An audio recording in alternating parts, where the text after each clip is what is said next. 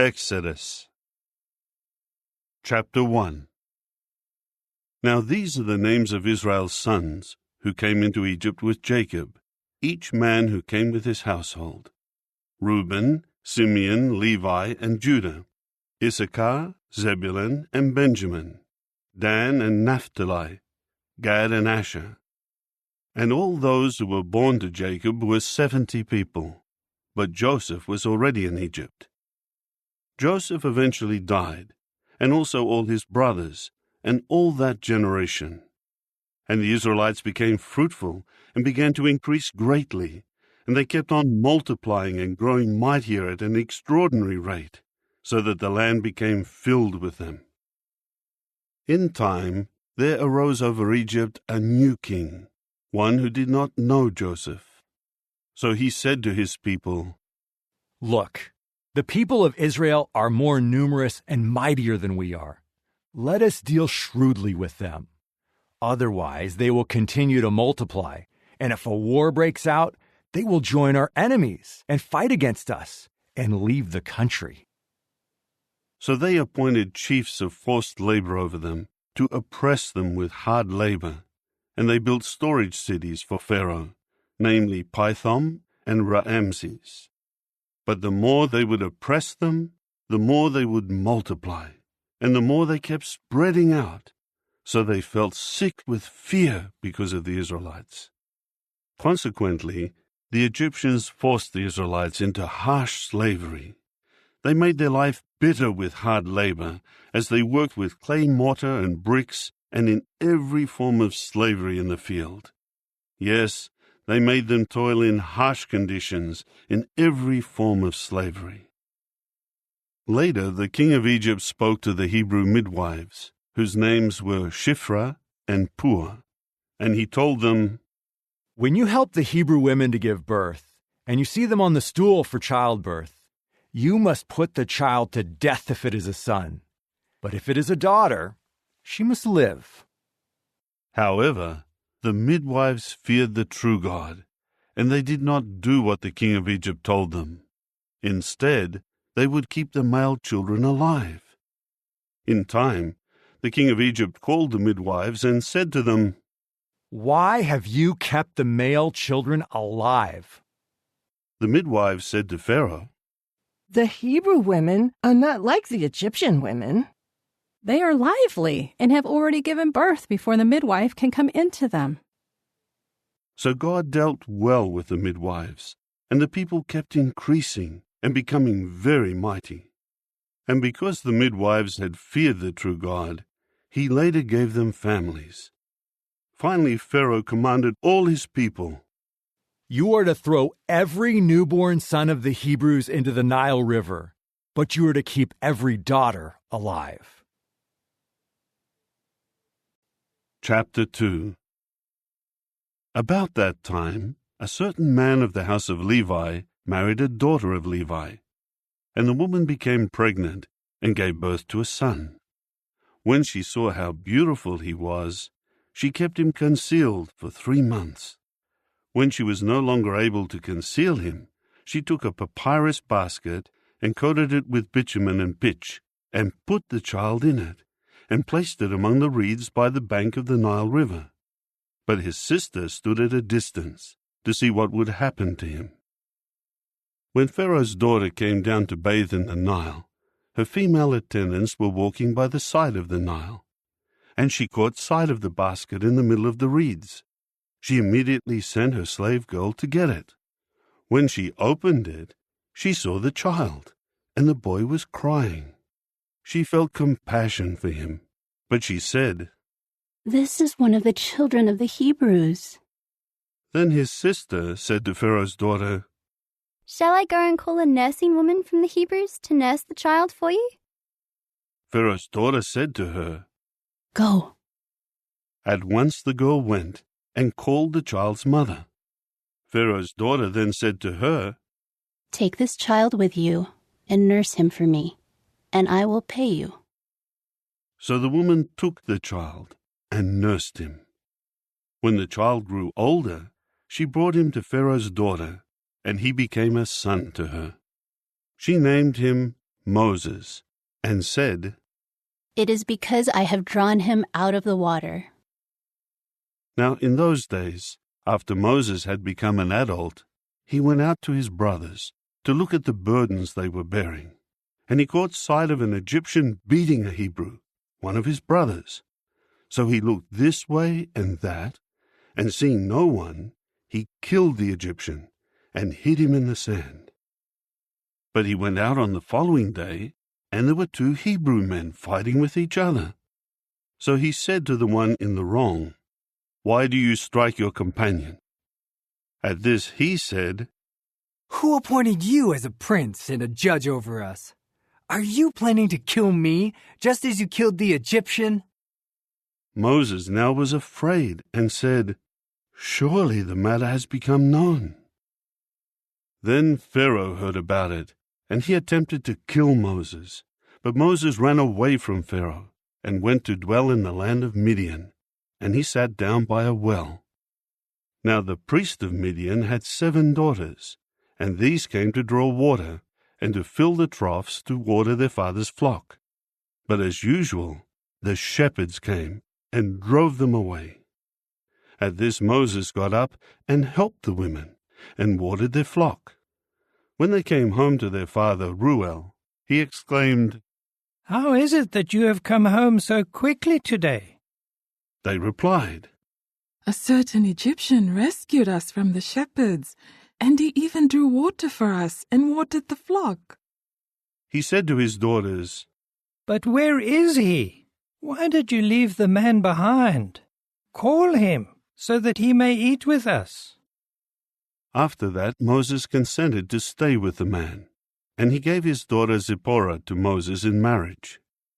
Later she bore a son, and he named him Gershom, for he said, "I have become a foreign resident in a foreign land." After a long time, the king of Egypt died, but the Israelites continued to groan because of the slavery, and to cry out in complaint, and their cry for help because of the slavery kept going up to the true God. In time God heard their groaning, and God remembered his covenant with Abraham, Isaac, and Jacob. So God looked on the Israelites, and God took notice. Chapter 3.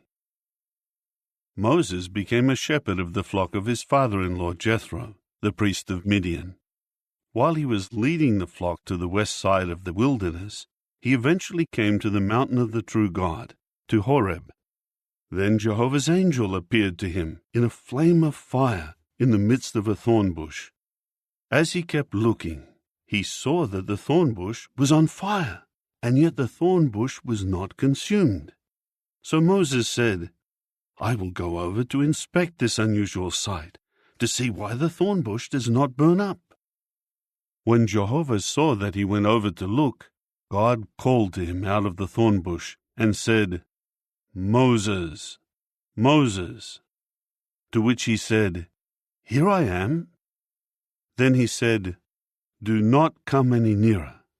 Remove your sandals from your feet, because the place where you are standing is holy ground." He went on to say, "I am the God of your father, the God of Abraham, the God of Isaac, and the God of Jacob." Then Moses hid his face, because he was afraid to look at the true God. Jehovah added, "I have certainly seen the affliction of my people who are in Egypt, and I have heard their outcry because of those who force them to work. I well know the pains they suffer. I will go down to rescue them out of the hand of the Egyptians, and to bring them up out of that land, to a land good and spacious, a land flowing with milk and honey, the territory of the Canaanites, the Hittites, the Amorites, the Perizzites, the Hivites, and the Jebusites. Now look, the outcry of the people of Israel has reached me, and I have seen also the harsh way that the Egyptians are oppressing them. Now come, I will send you to Pharaoh, and you will bring my people the Israelites out of Egypt." However, Moses said to the true God, "Who am I, that I should go to Pharaoh and bring the Israelites out of Egypt?" To this he said, I will prove to be with you, and this is the sign for you that it was I who sent you. After you have brought the people out of Egypt, you people will serve the true God on this mountain. But Moses said to the true God, Suppose I go to the Israelites and say to them, The God of your forefathers has sent me to you. And they say to me, What is his name? What should I say to them? So God said to Moses, I will become what I choose to become. And he added, This is what you are to say to the Israelites. I will become has sent me to you. Then God said once more to Moses, This is what you are to say to the Israelites. Jehovah, the God of your forefathers, the God of Abraham, the God of Isaac, and the God of Jacob, has sent me to you. This is my name forever, and this is how I am to be remembered from generation to generation. Now go and gather the elders of Israel, and say to them, Jehovah, the God of your forefathers, has appeared to me, the God of Abraham, Isaac, and Jacob. And he said, I have certainly taken notice of you, and of what is being done to you in Egypt. So I say, I will take you away from affliction at the hands of the Egyptians, to the land of the Canaanites, the Hittites, the Amorites, the Perizzites, the Hivites, and the Jebusites, to a land flowing with milk and honey. They will certainly listen to your voice, and you will go, you and the elders of Israel, to the king of Egypt. And you men should say to him, Jehovah, the God of the Hebrews, has communicated with us. So please, let us make a 3-day journey into the wilderness, so that we may sacrifice to Jehovah our God. But I myself well know that the king of Egypt will not give you permission to go, unless a mighty hand compels him. So I will have to stretch out my hand and strike Egypt with all my extraordinary acts that I will do in it. And after that, he will send you out. And I will give this people favor in the eyes of the Egyptians. And when you go, you will by no means go empty-handed. Each woman must ask her neighbor and the woman lodging in her house for articles of silver and of gold, as well as clothing. And you will put them on your sons and your daughters, and you will plunder the Egyptians. Chapter 4. However, Moses answered, But suppose they do not believe me, and do not listen to my voice, for they will say, Jehovah did not appear to you. Then Jehovah said to him, What is that in your hand? He answered, A rod. He said, Throw it on the ground. So he threw it on the ground, and it became a serpent, and Moses fled from it. Jehovah now said to Moses, Reach out your hand and seize it by the tail. So he reached out and seized it, and it became a rod in his hand. God then said, This is so that they may believe that Jehovah, the God of their forefathers, the God of Abraham, the God of Isaac, and the God of Jacob, has appeared to you. Jehovah said to him once more, Put your hand, please, into the upper fold of your garment. So he put his hand into the fold of his garment. When he drew it out, why, his hand was stricken with leprosy like snow. Then he said, Return your hand into the upper fold of your garment. So he returned his hand into his garment. When he drew it out of the garment, it was restored like the rest of his flesh. He said, If they will not believe you or pay attention to the first sign, then they will certainly heed the next sign. Still, even if they will not believe these 2 signs and refuse to listen to your voice, you will take some water from the Nile River and pour it out on the dry land, and the water that you take from the Nile will become blood on the dry land. Moses now said to Jehovah, Pardon me, Jehovah, but I have never been a fluent speaker neither in the past, nor since you have spoken to your servant. For I am slow of speech, and slow of tongue. Jehovah said to him, Who made a mouth for man? Or who makes them speechless, deaf, clear-sighted, or blind? Is it not I, Jehovah? So go now, and I will be with you as you speak, and I will teach you what you should say. But he said, Pardon me, Jehovah. Please send anyone whom you want to send. Then Jehovah's anger blazed against Moses, and he said, What about your brother Aaron, the Levite? I know that he can speak very well, and he is now on his way here to meet you. When he sees you, his heart will rejoice. So you must speak to him and put the words in his mouth, and I will be with you and him as you speak, and I will teach you men what to do. He will speak for you to the people, and he will be your spokesman, and you will serve as God to him. And you will take this rod in your hand and perform the signs with it. So Moses went back to Jethro, his father-in-law, and said to him, I want to go, please, and return to my brothers who are in Egypt, to see whether they are still alive. Jethro said to Moses, Go in peace. After that Jehovah said to Moses in Midian, Go, return to Egypt, because all the men who were seeking to kill you are dead. Then Moses took his wife and his sons and lifted them onto a donkey, and he started back to the land of Egypt. Moreover, Moses took the rod of the true God in his hand. Then Jehovah said to Moses, After you have returned to Egypt, see that you perform before Pharaoh all the miracles that I have empowered you to do. But I will allow his heart to become obstinate, and he will not send the people away. You must say to Pharaoh, This is what Jehovah says, Israel is my son, my firstborn. I say to you, send my son away, so that he may serve me. But if you refuse to send him away, I am going to kill your son, your firstborn.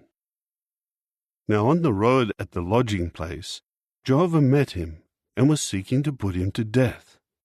Finally Zipporah took a flint and circumcised her son, and caused his foreskin to touch his feet, and said, It is because you are a bridegroom of blood to me. So he let him go. At that time she said, A bridegroom of blood, because of the circumcision. Then Jehovah said to Aaron, Go into the wilderness to meet Moses. So he went and met him at the mountain of the true God, and greeted him with a kiss. And Moses told Aaron all the words of Jehovah, who had sent him, and all the signs that he had commanded him to do. After that, Moses and Aaron went and gathered all the elders of the Israelites. Aaron told them all the words that Jehovah had spoken to Moses, and he performed the signs before the eyes of the people. At this, the people believed. When they heard that Jehovah had turned his attention to the Israelites, and that he had seen their affliction, they bowed down and prostrated themselves. Chapter 5. Afterward, Moses and Aaron went in and said to Pharaoh, This is what Jehovah, the God of Israel, says. Send my people away, so that they may celebrate a festival to me in the wilderness. But Pharaoh said, Who is Jehovah, that I should obey his voice to send Israel away? I do not know Jehovah at all, and what is more, I will not send Israel away. But they said, The God of the Hebrews has communicated with us. Please, we want to make a 3-day journey into the wilderness and sacrifice to Jehovah our God. Otherwise, he will strike us with disease or with the sword. The king of Egypt replied to them, Why is it, Moses and Aaron, that you are taking the people away from their work? Return to your labor. And Pharaoh continued, Look at how many people of the land there are, and you would have them rest from their labor." That same day, Pharaoh commanded the taskmasters and their foremen, "You must no longer give straw to the people to make bricks. Let them go and gather straw for themselves. But you must still impose on them the same quota of bricks as they made in the past. Do not reduce it for them, for they are relaxing. That is why they are crying out, 'We want to go. We want to sacrifice to our God.' Make them work harder and keep them busy so that they will not pay attention to lies." So the taskmasters and their foremen went out and said to the people, "Here is what Pharaoh has said. I am giving you no more straw. Go and get your own straw for yourselves wherever you can find it, but your work will not be reduced at all." Then the people scattered throughout all the land of Egypt to gather stubble for straw. And the taskmasters kept urging them, "You must each finish your work every day, just as when straw was provided." Also the foremen of the Israelites, whom Pharaoh's taskmasters had appointed over them, were beaten. They asked them, "Why did you not reach the quota of bricks that you used to make? It happened both yesterday and today." So the foreman of the Israelites went in and complained to Pharaoh. "Why are you treating your servants this way? No straw is given to your servants. Yet they are saying to us, 'Make bricks.' Your servants are beaten, but your own people are at fault." But he said, "You are relaxing. You are relaxing. That is why you are saying, 'We want to go. We want to sacrifice to Jehovah.' So now go. Get back to work. No straw will be given to you, but you must still produce your quota of bricks." Then the foremen of the Israelites saw that they were in serious trouble because of the order, "You must not reduce your daily quota of bricks at all." After that, they met up with Moses and Aaron, who were standing there to meet them as they came out from Pharaoh. At once they said to them, "May Jehovah look upon you and judge, since you have made Pharaoh and his servants despise us, and you have put a sword in their hand to kill us." Then Moses turned to Jehovah and said, "Jehovah, why have you afflicted this people? Why have you sent me? From the time that I went in before Pharaoh to speak in your name, he has dealt worse with this people, and you have certainly not rescued your people." Chapter 6. So Jehovah said to Moses, "Now you will see what I will do to Pharaoh. A mighty hand will force him to send them away, and a mighty hand will force him to drive them out of his land." Then God said to Moses, "I am Jehovah, and I used to appear to Abraham, Isaac, and Jacob as God Almighty. But with regard to my name Jehovah, I did not make myself known to them. I also established my covenant with them, to give them the land of Canaan, the land in which they lived as foreigners. Now I myself have heard the groaning of the people of Israel, whom the Egyptians are enslaving, and I remember my covenant. Therefore say to the Israelites, I am Jehovah, and I will bring you out from under the burdens of the Egyptians, and rescue you from their slavery. And I will reclaim you with an outstretched arm and with great judgments. And I will take you in as my people, and I will be your God, and you will certainly know that I am Jehovah your God, who is bringing you out from under the burdens of Egypt. And I will bring you into the land that I swore with an oath to give to Abraham, Isaac, and Jacob, and I will give it to you as something to possess. I am Jehovah." Moses later gave this message to the Israelites, but they did not listen to Moses because of their discouragement and because of the harsh slavery. Then Jehovah spoke to Moses, saying, "Go in and tell Pharaoh, Egypt's king, that he should send the Israelites away out of his land." However, Moses replied to Jehovah, "Look, The Israelites have not listened to me. How will Pharaoh ever listen to me, as I speak with difficulty?" But Jehovah again told Moses and Aaron what commands to give to the Israelites and to Pharaoh, Egypt's king, in order to bring the Israelites out of the land of Egypt. These are the heads of the house of their fathers. The sons of Reuben, Israel's firstborn, were Hanoch, Palu, Hezron, and Carmi. These are the families of Reuben. The sons of Simeon were Jemuel, Jamin, Ohad, Jachin, Zohar, and Shael, the son of a Canaanite woman. These are the families of Simeon. These are the names of the sons of Levi, according to their family descents: Gershon, Kohath, and Merari. The length of Levi's life was 137 years. The sons of Gershon were Libni and Shimei, according to their families. The sons of Kohath were Amram, Izhar, Hebron, and Uzziel. The length of Kohath's life was 133 years. The sons of Merari were Mahli and Mushai. These were the families of the Levites, according to their family descents.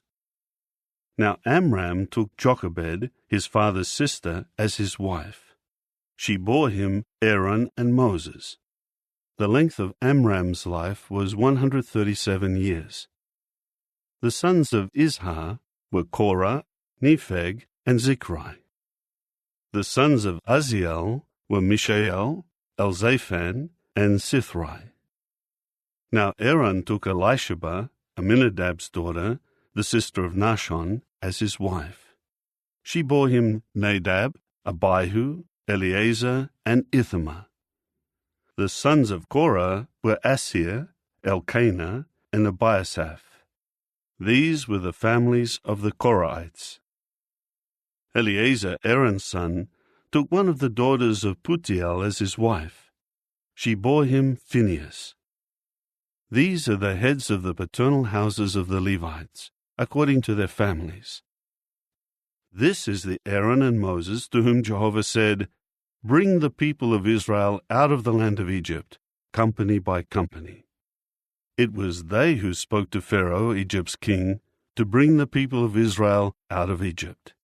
It was this Moses and Aaron. On that day when Jehovah spoke to Moses in the land of Egypt, Jehovah told Moses, "I am Jehovah. Speak to Pharaoh, king of Egypt, everything I am speaking to you."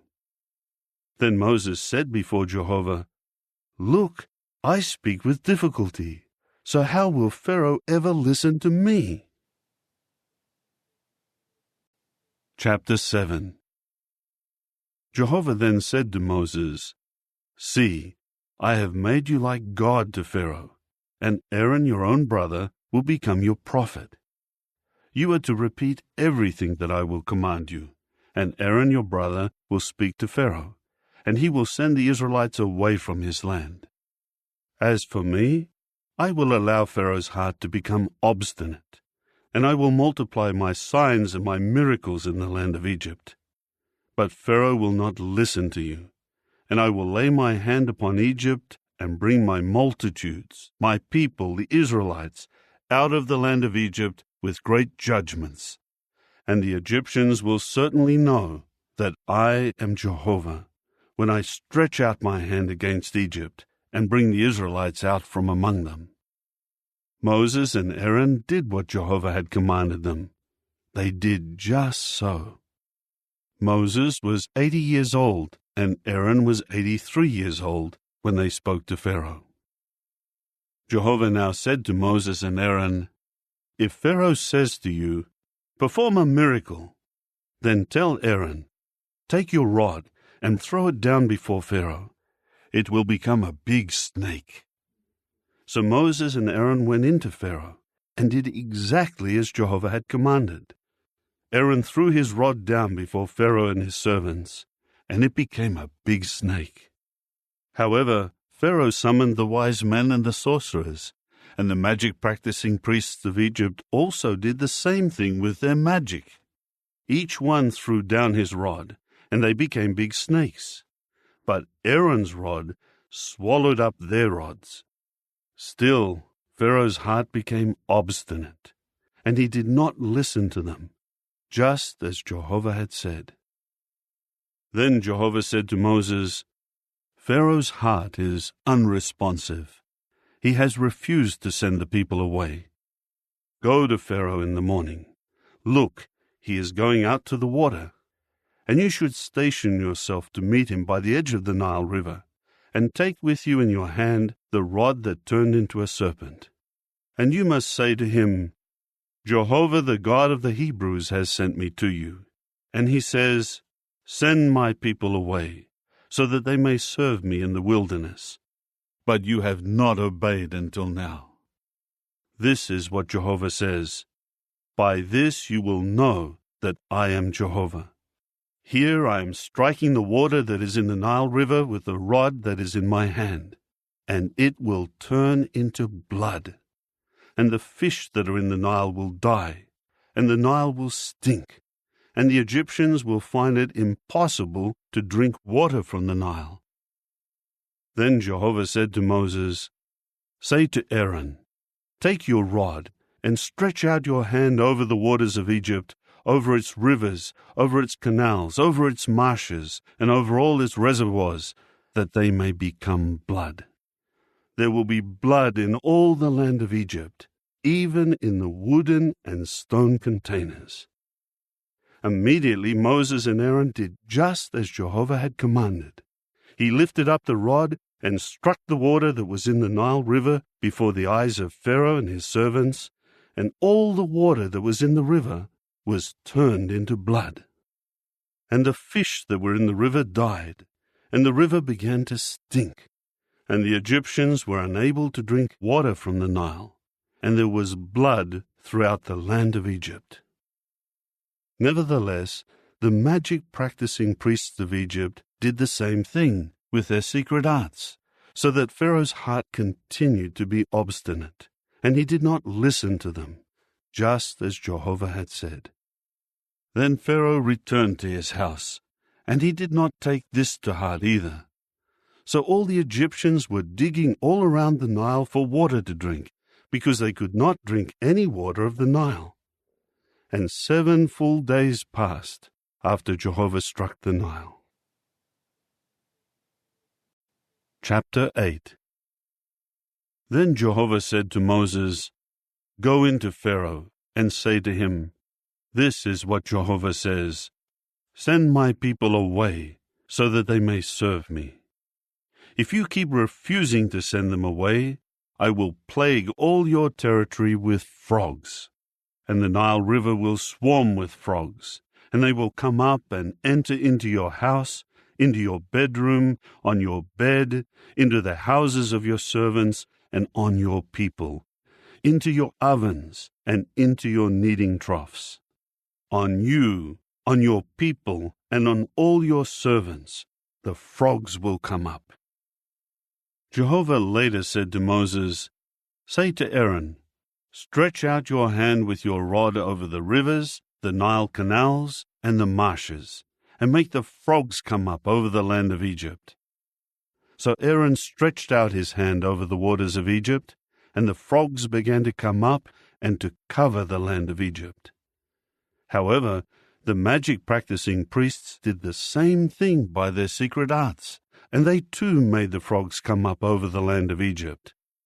Pharaoh then called Moses and Aaron and said, Plead with Jehovah to remove the frogs from me and my people, as I want to send the people away, so that they may sacrifice to Jehovah.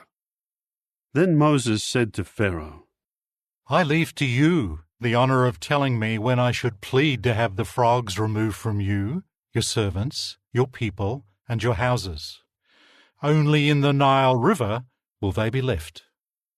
To this he said, Tomorrow. So he said, It will be according to your word, so that you may know that there is no one else like Jehovah our God. The frogs will depart from you, your houses, your servants, and your people. They will be left only in the Nile. So Moses and Aaron went out from Pharaoh, and Moses pleaded with Jehovah about the frogs that he had brought upon Pharaoh. Then Jehovah did as Moses asked, and the frogs began to die in the houses, the courtyards, and the fields. They were piling them up in countless heaps, and the land began to stink. When Pharaoh saw that there was relief, he hardened his heart, and he refused to listen to them, just as Jehovah had said. Jehovah now said to Moses, "Say to Aaron, stretch out your rod and strike the dust of the earth, and it must become gnats in all the land of Egypt." And they did this.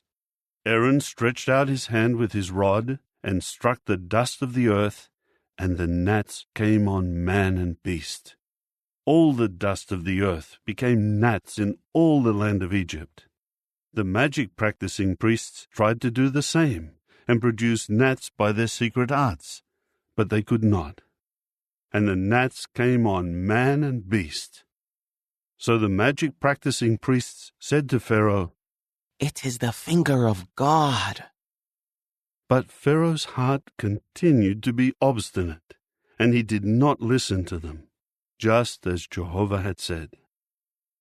Then Jehovah said to Moses, "Get up early in the morning and station yourself in front of Pharaoh. Look, he is coming out to the water. And you must say to him, 'This is what Jehovah has said. Send my people away so that they may serve me. But if you do not send my people away, I will send on you, your servants and your people, and into your houses the gadfly. And the houses of Egypt will be full of gadflies, and they will even cover the ground they stand on. On that day I will certainly set apart the land of Goshen, where my people are dwelling. No gadflies will exist there, and by this you will know that I, Jehovah, am here in the land. And I will make a distinction between my people and your people. Tomorrow this sign will take place." And Jehovah did so, and heavy swarms of gadflies began to invade the house of Pharaoh and the houses of his servants and all the land of Egypt. The land was ruined by the gadflies. Finally, Pharaoh called Moses and Aaron and said, "Go, sacrifice to your God in the land." But Moses said, "It is not proper to do so, because what we would sacrifice to Jehovah our God would be detestable to the Egyptians. If we would make a sacrifice that was detestable to the Egyptians right before their eyes, would they not stone us? We will make a 3-day journey into the wilderness, and there we will sacrifice to Jehovah our God, just as he has said to us." Pharaoh now said, "I will send you away to sacrifice to Jehovah your God in the wilderness. Only you must not go so far away. Plead in my behalf." Then Moses said, "Now I am going away from you, and I will plead with Jehovah, and the gadflies will depart from Pharaoh, his servants, and his people tomorrow. But Pharaoh must stop trifling with us by refusing to send the people away to sacrifice to Jehovah." Moses then went out from Pharaoh and pleaded with Jehovah. So Jehovah did according to Moses' word, and the gadflies departed from Pharaoh, his servants, and his people. Not one was left. However, Pharaoh again hardened his heart and did not send the people away. Chapter 9. So Jehovah said to Moses, "Go into Pharaoh and say to him, 'This is what Jehovah, the God of the Hebrews, has said. Send my people away so that they may serve me. But if you refuse to send them away and you keep holding them, look, Jehovah's hand will come against your livestock in the field. On the horses, the donkeys, the camels, the herd, and the flock, there will be a devastating plague. And Jehovah will certainly make a distinction between the livestock of Israel and the livestock of Egypt, and nothing that belongs to the Israelites will die. Moreover, Jehovah set an appointed time, saying, Tomorrow Jehovah will do this in the land. And Jehovah did this on the very next day, and all sorts of livestock of Egypt began to die, but not one of Israel's livestock died. When Pharaoh inquired, look, not so much as one of Israel's livestock had died. Nevertheless, Pharaoh's heart continued to be unresponsive, and he did not send the people away. Jehovah then said to Moses and Aaron, Fill both of your hands with soot from a kiln, and Moses must throw it into the air in front of Pharaoh. And it will become a fine dust on all the land of Egypt, and it will become festering boils on man and beast in all the land of Egypt. So they took soot from a kiln, and stood before Pharaoh, and Moses tossed it into the air, and it became festering boils, breaking out on man and beast. The magic-practicing priests were unable to stand before Moses because of the boils, for they had developed on the magic-practicing priests and on all the Egyptians. But Jehovah allowed Pharaoh's heart to become obstinate, and he did not listen to them, just as Jehovah had told Moses. Then Jehovah said to Moses, Get up early in the morning and station yourself in front of Pharaoh, and say to him, This is what Jehovah the God of the Hebrews has said. Send my people away, so that they may serve me. For now I am directing all my blows to strike your heart, your servants, and your people, so that you may know that there is no one like me in all the earth. For by now I could have thrust my hand out to strike you and your people with a devastating plague, and you would have been wiped out from the earth. But for this very reason I have kept you in existence, to show you my power, and to have my name declared in all the earth. Are you still behaving arrogantly against my people by not sending them away? Here I will cause a very great hail to rain down tomorrow, about this time, such as has never occurred in Egypt, from the day it was founded until now. Therefore send word to bring all your livestock and all that is yours in the field under shelter. Every man and beast caught in the field and not brought into the house will die when the hail comes down on them. Anyone among Pharaoh's servants who feared Jehovah's word quickly brought his own servants and his livestock into the houses. But whoever did not take Jehovah's word to heart left his servants and his livestock in the field. Jehovah now said to Moses, Stretch out your hand toward the heavens, so that hail may come down on all the land of Egypt, on man and beast, and all the vegetation of the field in the land of Egypt. So Moses stretched out his rod toward the heavens, and Jehovah sent thunder and hail, and fire fell down to the earth, and Jehovah kept making it rain down hail on the land of Egypt. There was hail, and there was fire flashing in the midst of the hail. It was very heavy. There had never been any like it in the land since Egypt had become a nation. The hail struck everything in the field throughout the land of Egypt, from man to beast, and it struck down all the vegetation and shattered all the trees of the field. Only in the land of Goshen, where the Israelites were, there was no hail. So Pharaoh sent for Moses and Aaron and said to them, I have sinned this time. Jehovah is righteous, and I and my people are in the wrong. Plead with Jehovah that there may be an end to God's thunder and hail. Then I will be willing to send you away, and you will not stay any longer. So Moses said to him, As soon as I go out of the city, I will spread out my hands before Jehovah. The thunder will stop, and the hail will not continue any longer, so that you may know that the earth belongs to Jehovah. But as for you and your servants, I know already that even then You will not fear Jehovah God. Now the flax and the barley had been struck down, because the barley was in the ear, and the flax had flower buds. But the wheat and the spelt had not been struck down, because they were later crops.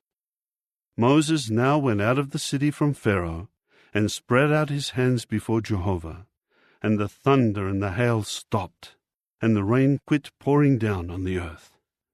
When Pharaoh saw that the rain, the hail, and the thunder had stopped, he sinned again, and hardened his heart, he as well as his servants. And Pharaoh's heart continued obstinate, and he did not send the Israelites away, just as Jehovah had stated through Moses.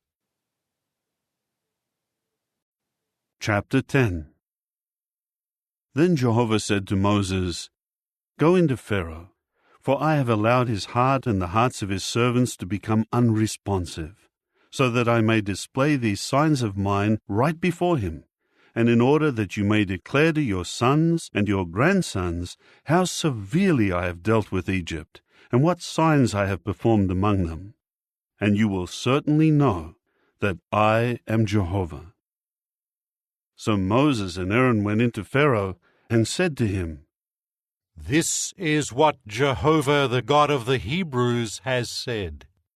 How long will you refuse to submit to me? Send my people away, so that they may serve me. For if you keep refusing to send my people away, here I am bringing locusts within your boundaries tomorrow, and they will cover the surface of the earth, and it will not be possible to see the ground. They will eat up what escaped the hail and was left for you, and they will eat all your trees that are growing in the field. They will fill your houses, the houses of all your servants, and the houses of all Egypt, to an extent that your fathers and your grandfathers never saw, from the time they have been in this land until today. With that he turned and went out from Pharaoh. Then Pharaoh's servants said to him, How long will this man continue to menace us? Send the men away, so that they may serve Jehovah their God. Do you not yet realize that Egypt has been ruined? So Moses and Aaron were brought back to Pharaoh, and he said to them, Go, serve Jehovah your God. But just who will be going? Then Moses said, We will go with our young people, our old people, our sons, our daughters, our sheep and our cattle, because we will hold a festival to Jehovah. He said to them, If I ever send you and your children away, then Jehovah is indeed with you. It is clear that you intend to do something evil. No, only your men may go and serve Jehovah, for that is what you requested. With that, they were driven out from before Pharaoh. Jehovah now said to Moses, Stretch out your hand over the land of Egypt for the locusts, so that they may come up over the land of Egypt and eat up all the vegetation of the land, everything that the hail has let remain. At once Moses stretched out his rod over the land of Egypt, and Jehovah caused an east wind to blow on the land, all that day and all night. The morning came, and the east wind brought the locusts. And the locusts came up over all the land of Egypt, and settled down on the whole territory of Egypt. It was extremely severe. Never before had there been so many locusts, nor would there ever be so many again. They covered the surface of the entire land, and the land grew dark with them. They devoured all the vegetation of the land, and all the fruit of the trees that the hail had left. Nothing green was left on the trees, or on the vegetation of the field, in all the land of Egypt. So Pharaoh quickly called Moses and Aaron and said, I have sinned against Jehovah your God and against you. Now please, pardon my sin, just this once, and plead with Jehovah your God that he just remove this deadly plague from upon me. So he went out from Pharaoh and pleaded with Jehovah. Then Jehovah caused the wind to shift, and it became a very stiff west wind, and it carried the locusts away and drove them into the Red Sea. Not a single locust remained in all the territory of Egypt. However, Jehovah allowed Pharaoh's heart to become obstinate, and he did not send the Israelites away. Jehovah then said to Moses, "Stretch out your hand toward the heavens, so that there may be darkness over the land of Egypt, a darkness so thick that it can be felt."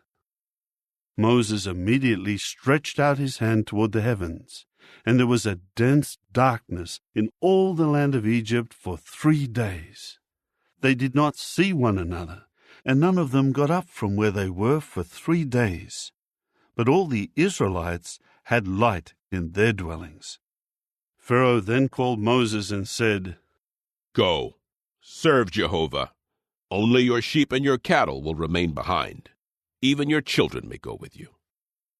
But Moses said, "You yourself will also provide us with sacrifices and burnt offerings, and we will offer them to Jehovah our God.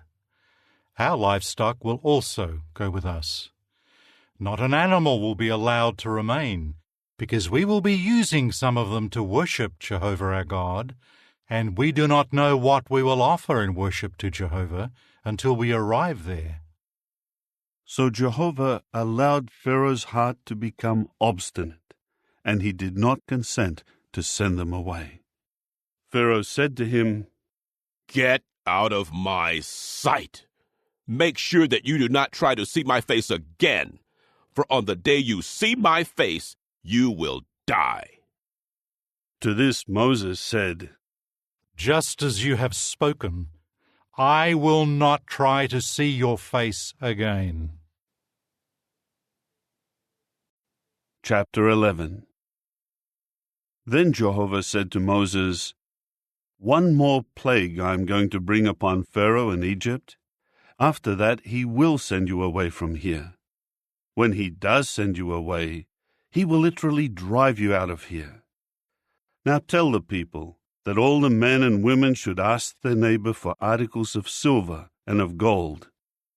And Jehovah gave the people favor in the eyes of the Egyptians. Moreover, Moses himself had become highly esteemed in the land of Egypt, among Pharaoh's servants and among the people.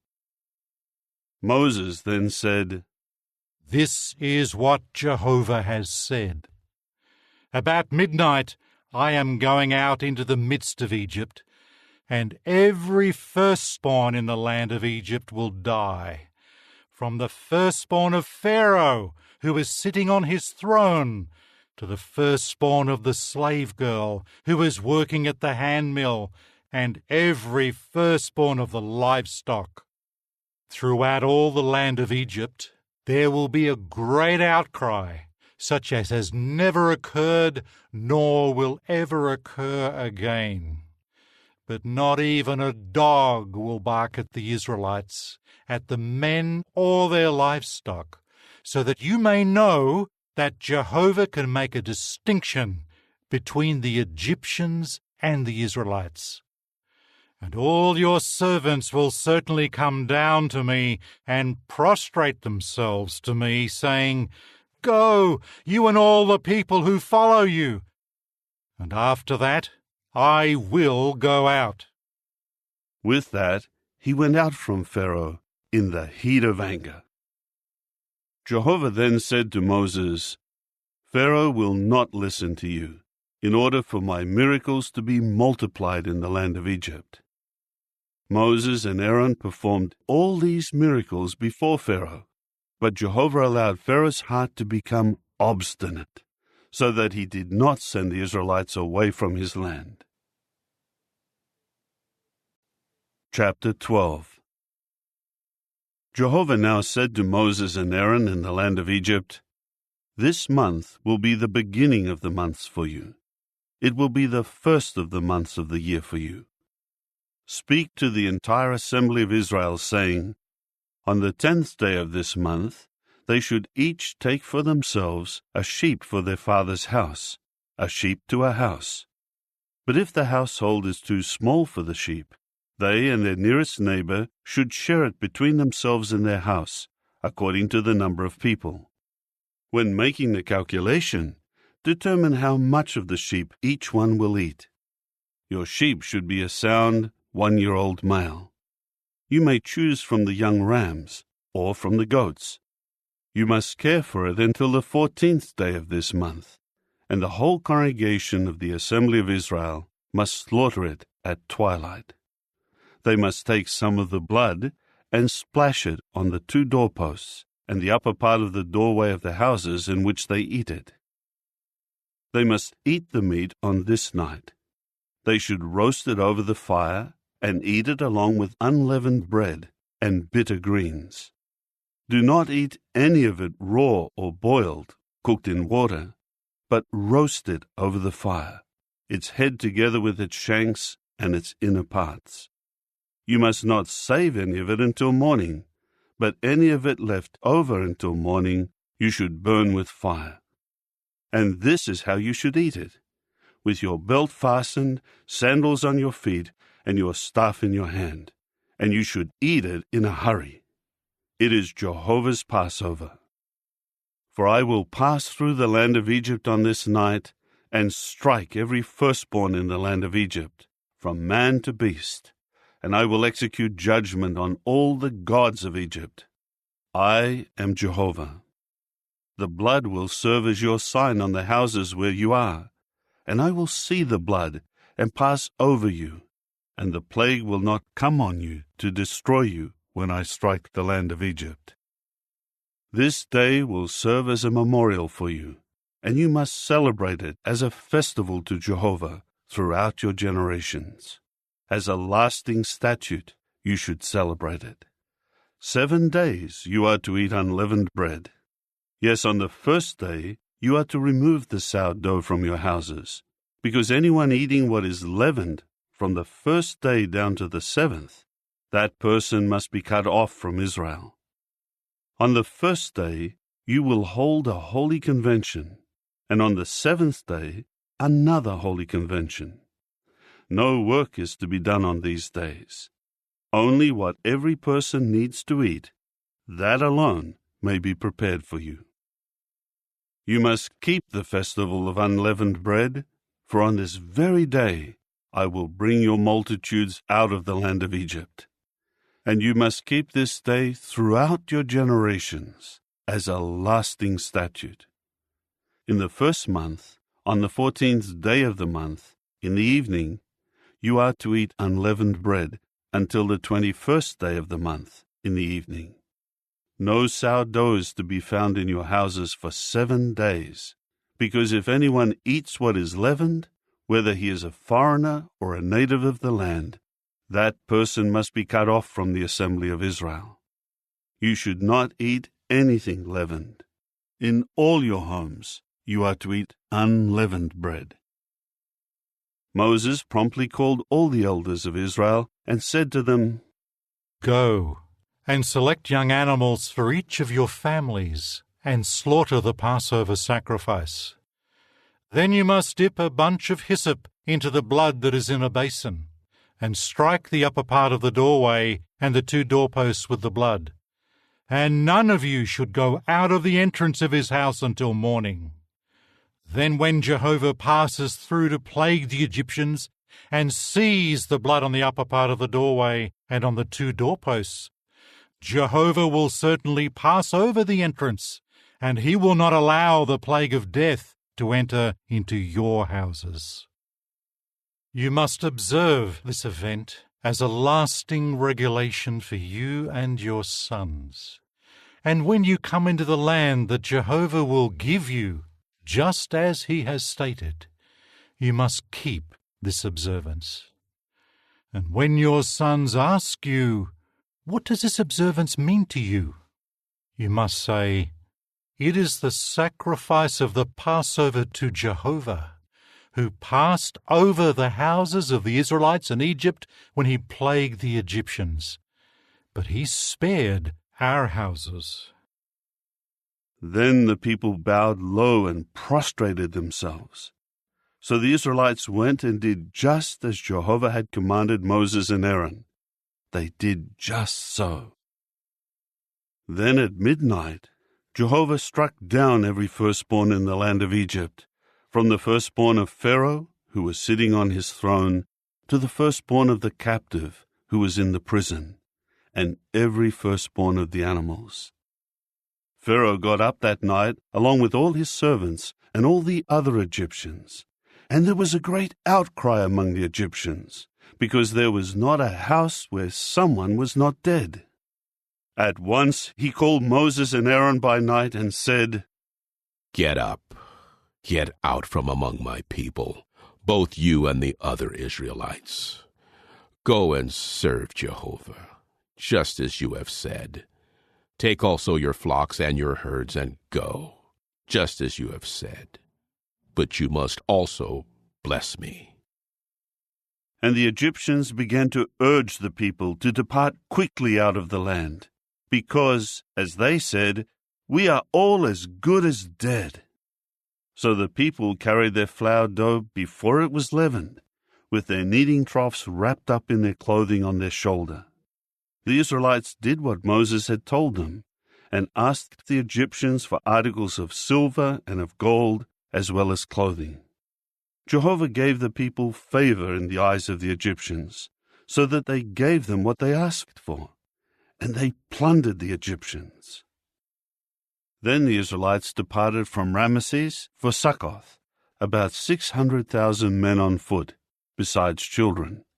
And a vast mixed company also went with them, as well as flocks and herds, a great number of livestock.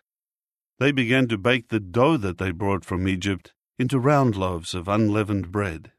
It was not leavened, because they had been driven out of Egypt so suddenly that they had not prepared any provisions for themselves. The dwelling of the Israelites who had dwelled in Egypt was 430 years. At the end of the 430 years, on this very day, all the multitudes of Jehovah went out of the land of Egypt. It is a night on which they will celebrate Jehovah's bringing them out of the land of Egypt. This night is to be observed to Jehovah by all the people of Israel throughout their generations. Then Jehovah said to Moses and Aaron, "This is the statute of the Passover. No foreigner may eat of it. But if someone has a slave man who was purchased with money, you should circumcise him. Only then may he share in eating it. A settler and a hired worker may not eat of it. In one house it is to be eaten. You must not take any of the meat outside of the house, and you must not break any of its bones. All the assembly of Israel are to celebrate it. If a foreigner resides with you, and he wants to celebrate the Passover to Jehovah, every male of his must be circumcised. Then he may come near to celebrate it, and he will become like a native of the land. But no uncircumcised man may eat of it. One law will apply for the native and for the foreigner who is residing among you." So all the Israelites did just as Jehovah had commanded Moses and Aaron. They did just so. On this very day, Jehovah brought the Israelites along with their multitudes out of the land of Egypt. Chapter 13. Jehovah spoke further to Moses, saying, "Sanctify to me every firstborn male among the Israelites. The first male to be born, of both human and animal, belongs to me." Then Moses said to the people, "Remember this day on which you went out of Egypt, from the house of slavery, because with a mighty hand Jehovah brought you out of here. So nothing leavened may be eaten. You are going out on this day in the month of Abib. When Jehovah has brought you into the land of the Canaanites, the Hittites, the Amorites, the Hivites, and the Jebusites, which he swore to your forefathers to give you, a land flowing with milk and honey, then you must keep this observance in this month. 7 days you are to eat unleavened bread, and on the 7th day there will be a festival to Jehovah. Unleavened bread is to be eaten for the 7 days, and nothing leavened is to be found with you, and no sourdough is to be found with you within all your territory. And you must tell your son on that day, it is because of what Jehovah did for me when I came out of Egypt. And this will serve for you as a sign on your hand, and as a memorial on your forehead, so that Jehovah's law may be in your mouth. For with a mighty hand Jehovah brought you out of Egypt. You must keep this statute at its appointed time, from year to year. When Jehovah brings you into the land of the Canaanites, which he has sworn to you and to your forefathers to give to you, you must devote to Jehovah every firstborn male, as well as every male firstling of the livestock that you acquire. The males belong to Jehovah. Every firstling donkey you are to redeem with a sheep, and if you do not redeem it, then you must break its neck. And every firstborn male of your sons you are to redeem. In case your son should ask you later on, "What does this mean?" then you should say to him, "With a mighty hand Jehovah brought us out of Egypt, from the house of slavery. When Pharaoh stubbornly refused to send us away, Jehovah killed every firstborn in the land of Egypt, from the firstborn of man to the firstborn of beast. That is why I am sacrificing to Jehovah all the firstborn males, and I redeem every firstborn of my sons. This must serve as a sign on your hand and as a headband on your forehead, for with a mighty hand Jehovah brought us out of Egypt." Now when Pharaoh sent the people away, God did not lead them by the way of the land of the Philistines, although it was near. For God said, "The people may change their minds when they are confronted by war, and will return to Egypt." So God made the people go around by the way of the wilderness of the Red Sea. But it was in battle formation that the Israelites went up out of the land of Egypt.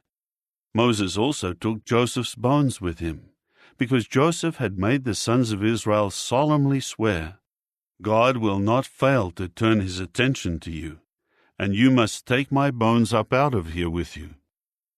They departed from Succoth and encamped at Etham, at the edge of the wilderness. Now Jehovah was going ahead of them by day in a pillar of cloud to lead them along the way, and by night in a pillar of fire to give them light, so that they could travel by day and by night. The pillar of cloud would not move away from before the people during the day, nor the pillar of fire at night. Chapter 14. Jehovah now said to Moses, "Tell the Israelites that they should turn back and encamp before Pi-hahiroth, between Migdol and the sea, within view of Baal-zephon. You are to encamp facing it by the sea. Then Pharaoh will say about the Israelites, 'They are wandering in confusion in the land. The wilderness is closed in on them.' I will allow Pharaoh's heart to become obstinate, and he will chase after them, and I will glorify myself by means of Pharaoh and all his army, and the Egyptians will certainly know that I am Jehovah." So that is what they did. Later, it was reported to the king of Egypt that the people had run away. Immediately, Pharaoh and his servants had a change of heart regarding the people, and they said, "Why did we do this and release Israel from serving as slaves for us?" So he made his war chariots ready, and he took his people with him. He took 600 chosen chariots, and all the other chariots of Egypt, with warriors on every one of them. Thus Jehovah allowed the heart of Pharaoh king of Egypt to become obstinate, and he chased after the Israelites, while the Israelites were going out with confidence.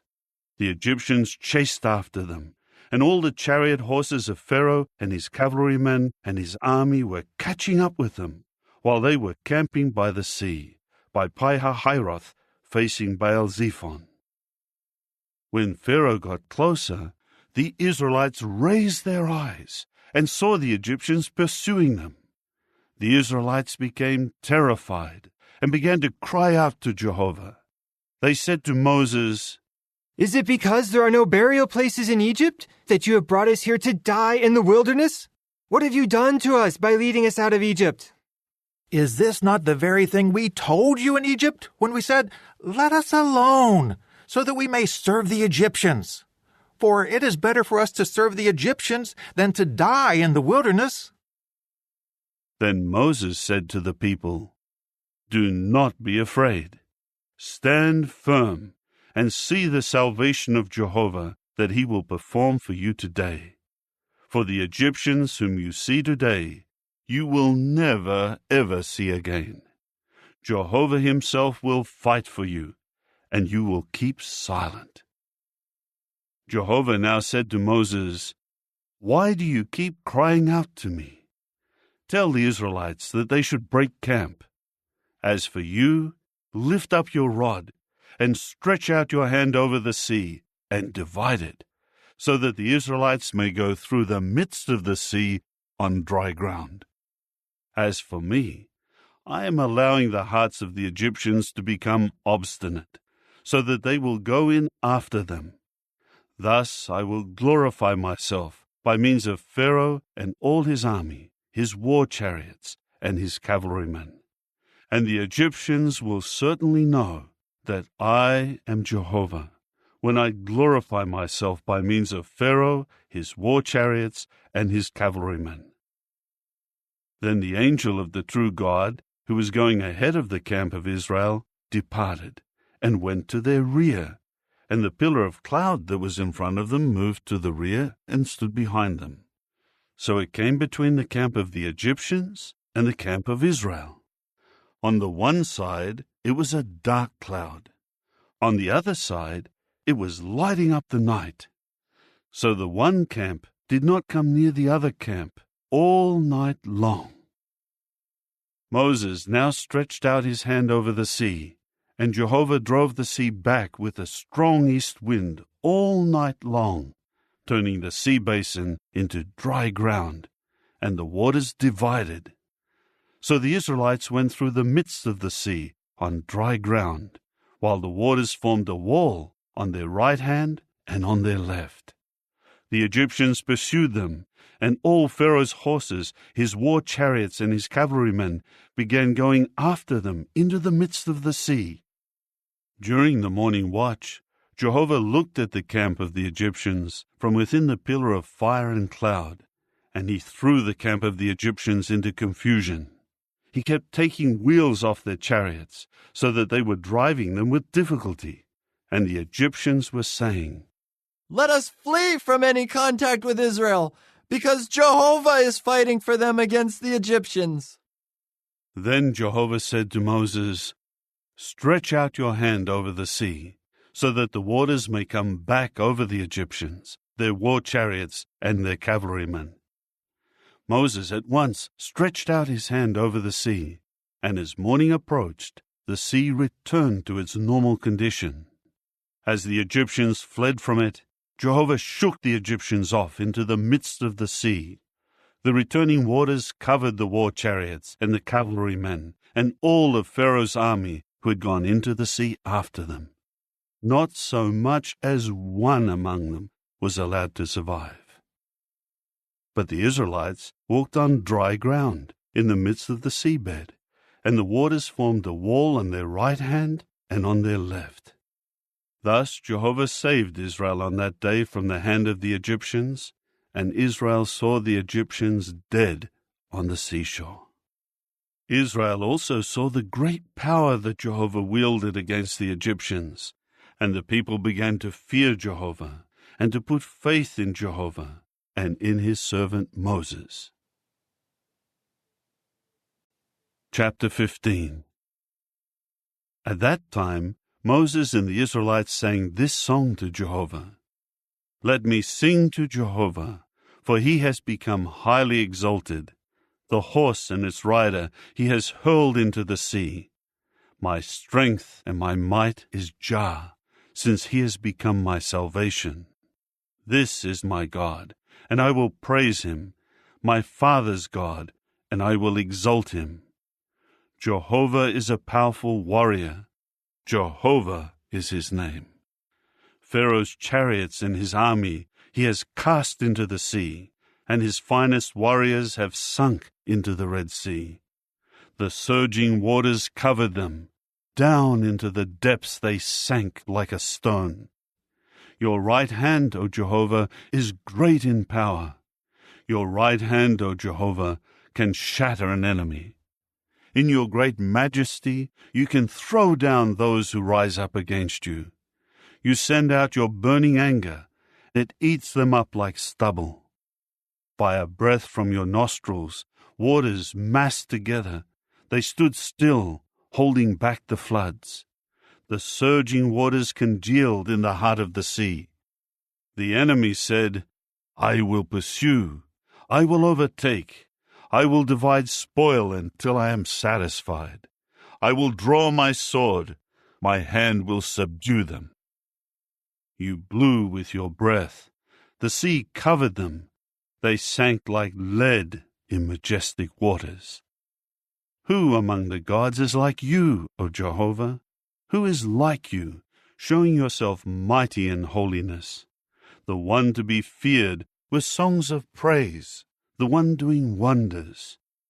You stretched out your right hand, and the earth swallowed them up. In your loyal love, you have led the people whom you have redeemed. In your strength, you will guide them to your holy place of dwelling. Peoples must hear. They will shudder. Anguish will seize the inhabitants of Philistia. At that time the sheiks of Edom will be terrified, and trembling will take hold of the mighty rulers of Moab. All the inhabitants of Canaan will be disheartened. Fear and dread will fall upon them. Because of the greatness of your arm, they will be as motionless as a stone, until your people pass by, O Jehovah, until the people whom you produced pass by. You will bring them and plant them in the mountain of your inheritance, the established place that you have prepared for yourself to inhabit, O Jehovah, a sanctuary, O Jehovah, that your hands have established. Jehovah will rule as king forever and ever. When Pharaoh's horses, with his war chariots and his cavalrymen, went into the sea, then Jehovah brought back the waters of the sea upon them. But the people of Israel walked on dry ground through the midst of the sea. Then Miriam the prophetess, Aaron's sister, took a tambourine in her hand, and all the women followed her with tambourines and with dances.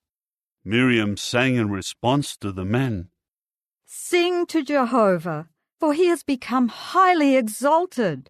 The horse and its rider he has hurled into the sea. Moses later led Israel away from the Red Sea, and they went out to the wilderness of Shur, and marched on for 3 days in the wilderness, but they did not find water. They came to Marah, but they were not able to drink the water from Marah, because it was bitter. That is why he named it Marah. So the people began to murmur against Moses, saying, What are we to drink?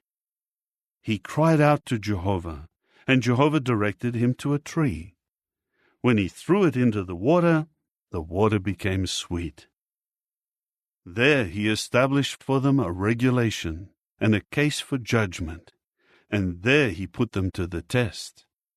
He said, If you will strictly listen to the voice of Jehovah your God, and will do what is right in his eyes, and will pay attention to his commandments, and keep all his regulations, I will not bring upon you any of the diseases that I brought upon the Egyptians, for I, Jehovah, am healing you.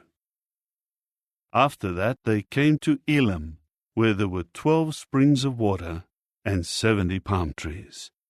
So they camped there by the water. Chapter 16. After they departed from Elim, the entire assembly of the Israelites eventually came to the wilderness of Sin, which is between Elim and Sinai, on the 15th day of the 2nd month after their departure from the land of Egypt. Then the entire assembly of the Israelites began to murmur against Moses and Aaron in the wilderness. The Israelites kept saying to them, "If only we had died by Jehovah's hand in the land of Egypt, while we were sitting by the pots of meat, while we were eating bread to satisfaction. Now you have brought us out into this wilderness to put this whole congregation to death by famine."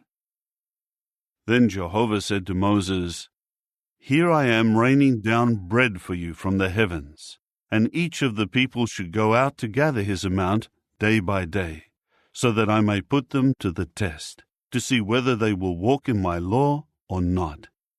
But on the 6th day, when they prepare what they have gathered, it is to be double the amount that they pick up on each of the other days." So Moses and Aaron said to all the Israelites, "In the evening you will certainly know that it is Jehovah who brought you out of the land of Egypt. In the morning you will see Jehovah's glory, for he has heard your murmurings against Jehovah. Who are we that you should murmur against us?" Moses continued, "When Jehovah gives you meat to eat in the evening, and in the morning bread to satisfaction, you will see that Jehovah has heard your murmurings, that you are murmuring against him. But who are we? Your murmurings are not against us, but against Jehovah."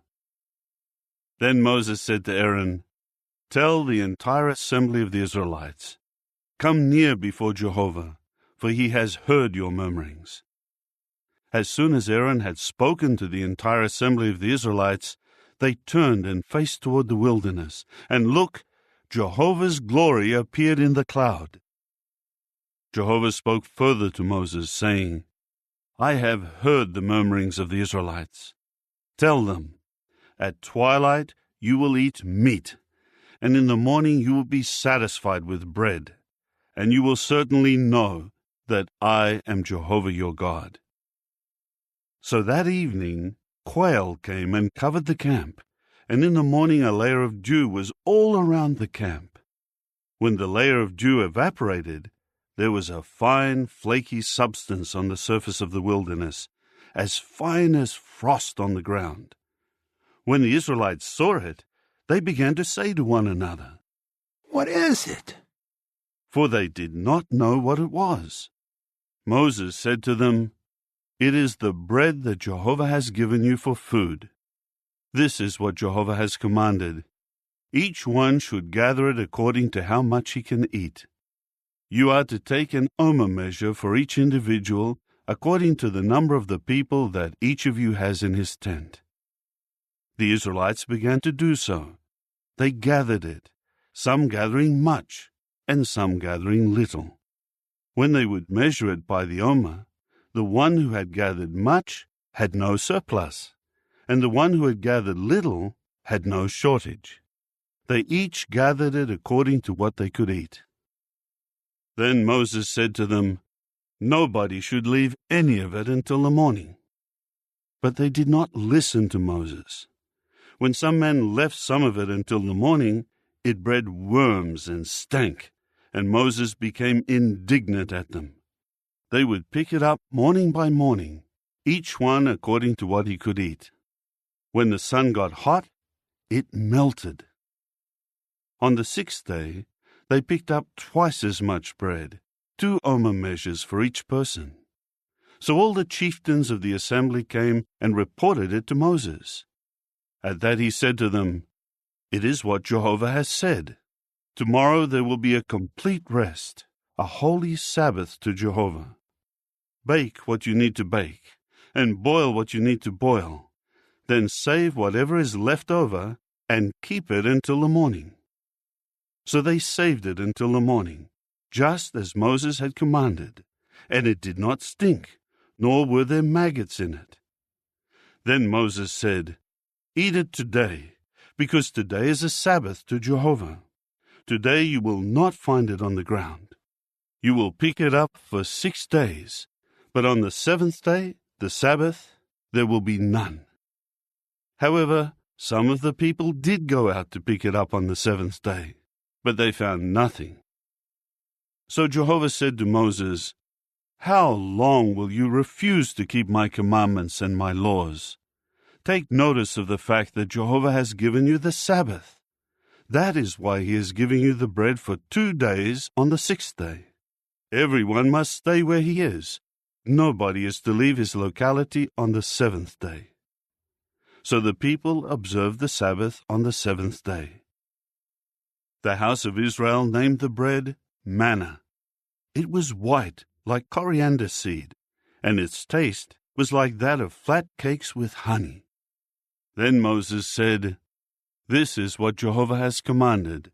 Fill an omer measure of it, as something to be kept throughout your generations, so that they may see the bread that I gave you to eat in the wilderness, when I was bringing you out of the land of Egypt." So Moses said to Aaron, "Take a jar, and put in it an omer measure of manna, and deposit it before Jehovah as something to be kept throughout your generations." Just as Jehovah commanded Moses, Aaron placed it before the testimony so that it might be preserved. The Israelites ate the manna for 40 years, until they came to a land that was inhabited. They ate the manna until they came to the frontier of the land of Canaan. Now an omer is 1/10 of an ephah measure. Chapter 17. The entire assembly of the Israelites departed from the wilderness of Sin by stages, according to the order of Jehovah, and they camped at Rephidim. But there was no water for the people to drink. So the people began quarreling with Moses and saying, "Give us water to drink." But Moses said to them, "Why are you quarreling with me? Why do you keep putting Jehovah to the test?" But the people were very thirsty for water there, and they kept murmuring against Moses and saying, "Why have you brought us up out of Egypt to kill us and our sons and our livestock with thirst?" Finally, Moses cried out to Jehovah, "What should I do with this people?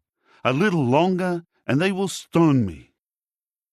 Then Jehovah said to Moses, "Go ahead of the people, and take with you some of the elders of Israel, and your rod with which you struck the Nile River. Take it in your hand, and walk on. Look, I will be standing before you there on the rock in Horeb. You must strike the rock, and water will come out of it, and the people will drink it."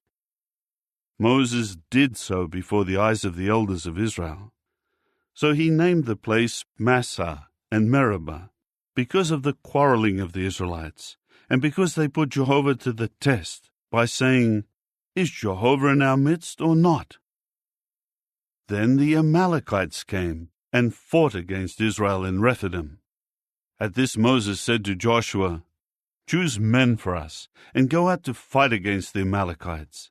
Tomorrow I will stand on top of the hill, with the rod of the true God in my hand." Then Joshua did just as Moses told him, and he fought against the Amalekites. And Moses, Aaron, and Hur went up to the top of the hill. As long as Moses kept his hands lifted up, the Israelites prevailed. But as soon as he would let down his hands, the Amalekites prevailed. When the hands of Moses were heavy, they took a stone and put it under him, and he sat on it. Then Aaron and Hur, one on each side, supported his hands, so that his hands remained steady until the sun set. Thus Joshua defeated Amalek and his people with the sword. Jehovah now said to Moses, "Write this as a memorial in the book, and repeat it to Joshua. I will completely wipe out the memory of Amalek from under the heavens." Then Moses built an altar and named it Jehovah Nissi, saying, "Because his hand is against the throne of Jah, Jehovah will have war with Amalek from generation to generation." Chapter 18. Now Jethro, the priest of Midian, Moses' father-in-law, heard about all that God had done for Moses and for his people Israel, how Jehovah had brought Israel out of Egypt. Jethro, Moses' father-in-law, had taken in Zipporah, Moses' wife, when she was sent back to him, along with her 2 sons. One son was named Gershom, because Moses said, "I have become a foreign resident in a foreign land." And the other was named Eliezer, because he said, "The God of my father is my helper, who rescued me from Pharaoh's sword." So Jethro, Moses' father-in-law, along with Moses' sons and his wife, came to Moses into the wilderness where he was camping, at the mountain of the true God. Then he sent word to Moses, "I, your father-in-law Jethro, am coming to you with your wife and her 2 sons." At once Moses went out to meet his father-in-law, and he bowed down and kissed him. Each of them asked about the other's welfare, and then they went into the tent.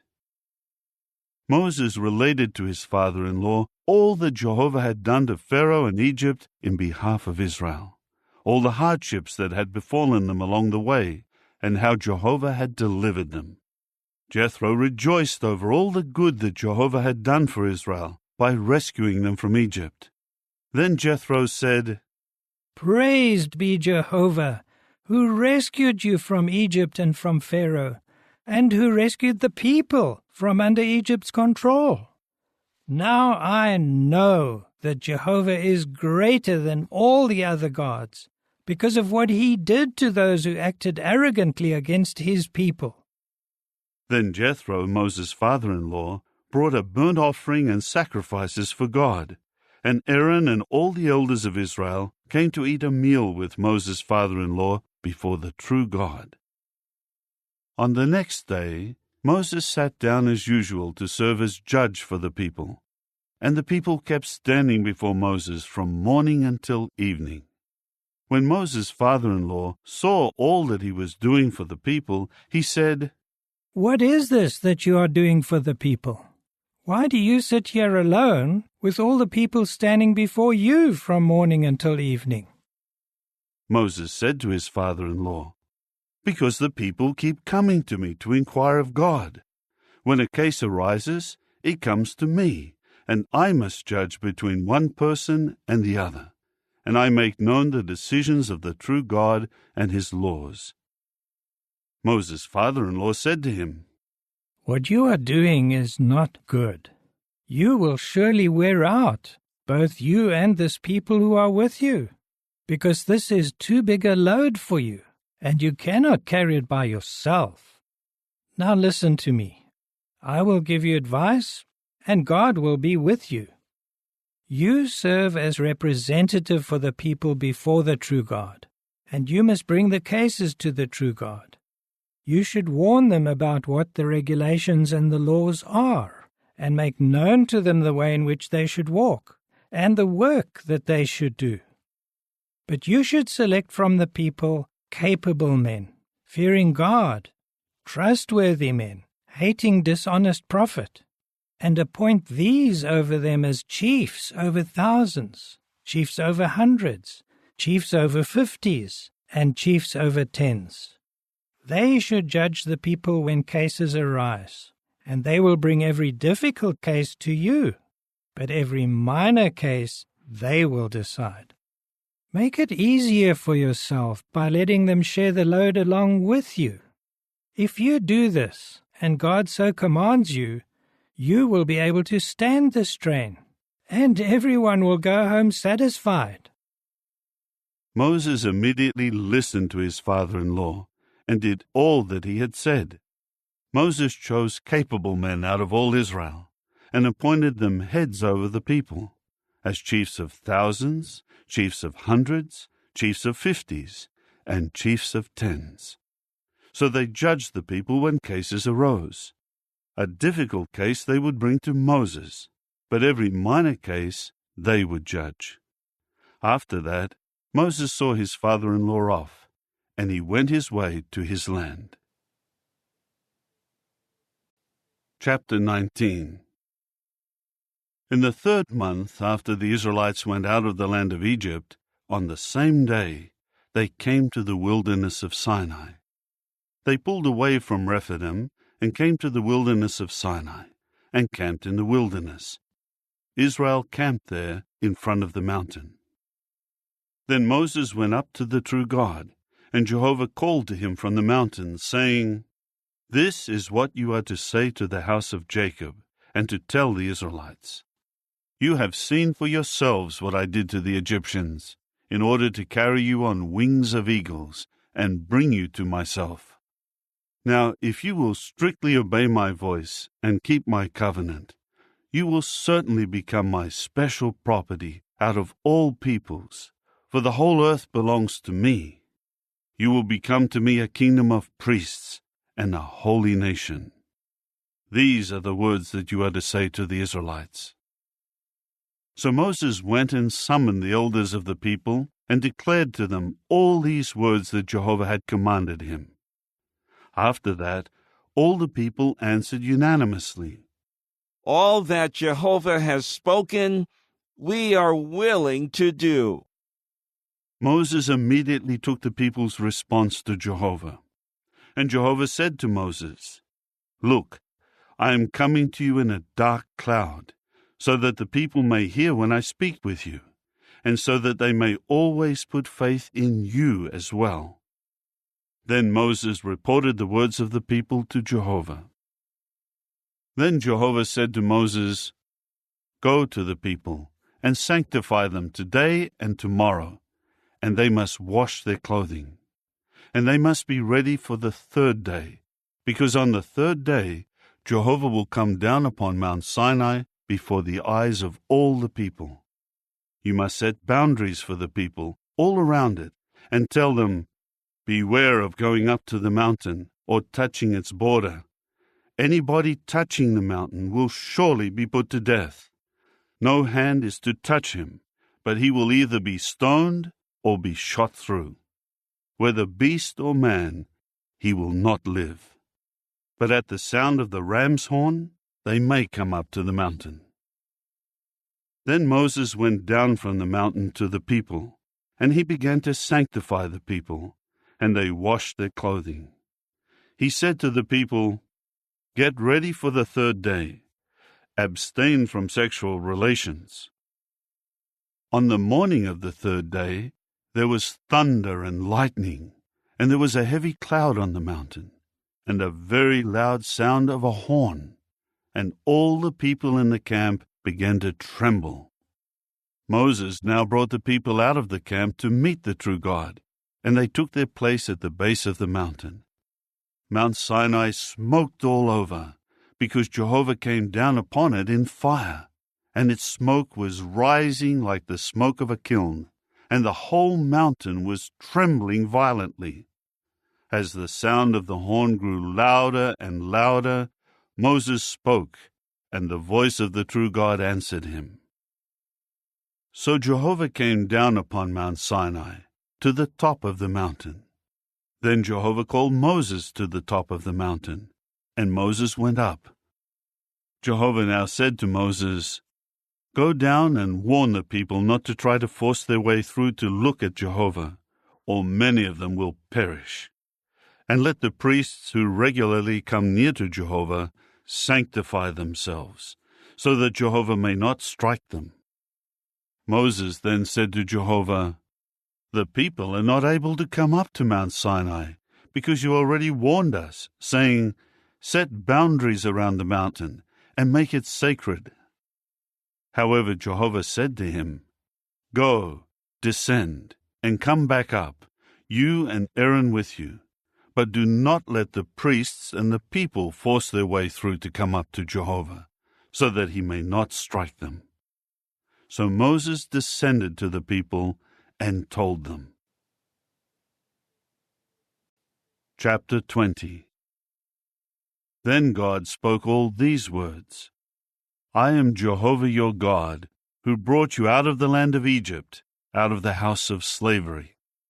You must not have any other gods besides me. You must not make for yourself a carved image, or a form like anything that is in the heavens above, or on the earth below, or in the waters under the earth.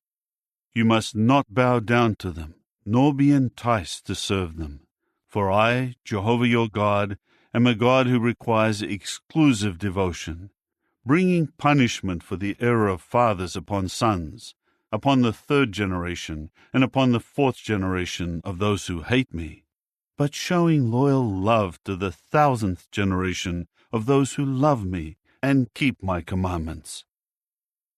You must not take up the name of Jehovah your God in a worthless way, for Jehovah will not leave unpunished the one who takes up his name in a worthless way. Remember the Sabbath day to keep it sacred. You are to labor and do all your work for 6 days, but the 7th day is a Sabbath to Jehovah your God. You must not do any work, neither you nor your son nor your daughter, nor your slave man nor your slave girl, nor your domestic animal, nor your foreign resident who is inside your settlements. For in 6 days Jehovah made the heavens and the earth, the sea, and all that is in them, and he began to rest on the 7th day. That is why Jehovah blessed the Sabbath day and made it sacred. Honor your father and your mother, so that you may live a long time in the land that Jehovah your God is giving you. You must not murder. You must not commit adultery. You must not steal. You must not testify falsely when you are a witness against your fellow man. You must not desire your fellow man's house. You must not desire your fellow man's wife, nor his slave man, nor his slave girl, nor his bull, nor his donkey, nor anything that belongs to your fellow man.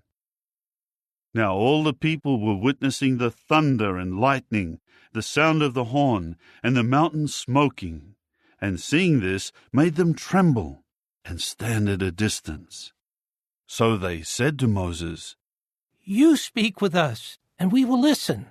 But do not let God speak with us, for fear that we will die.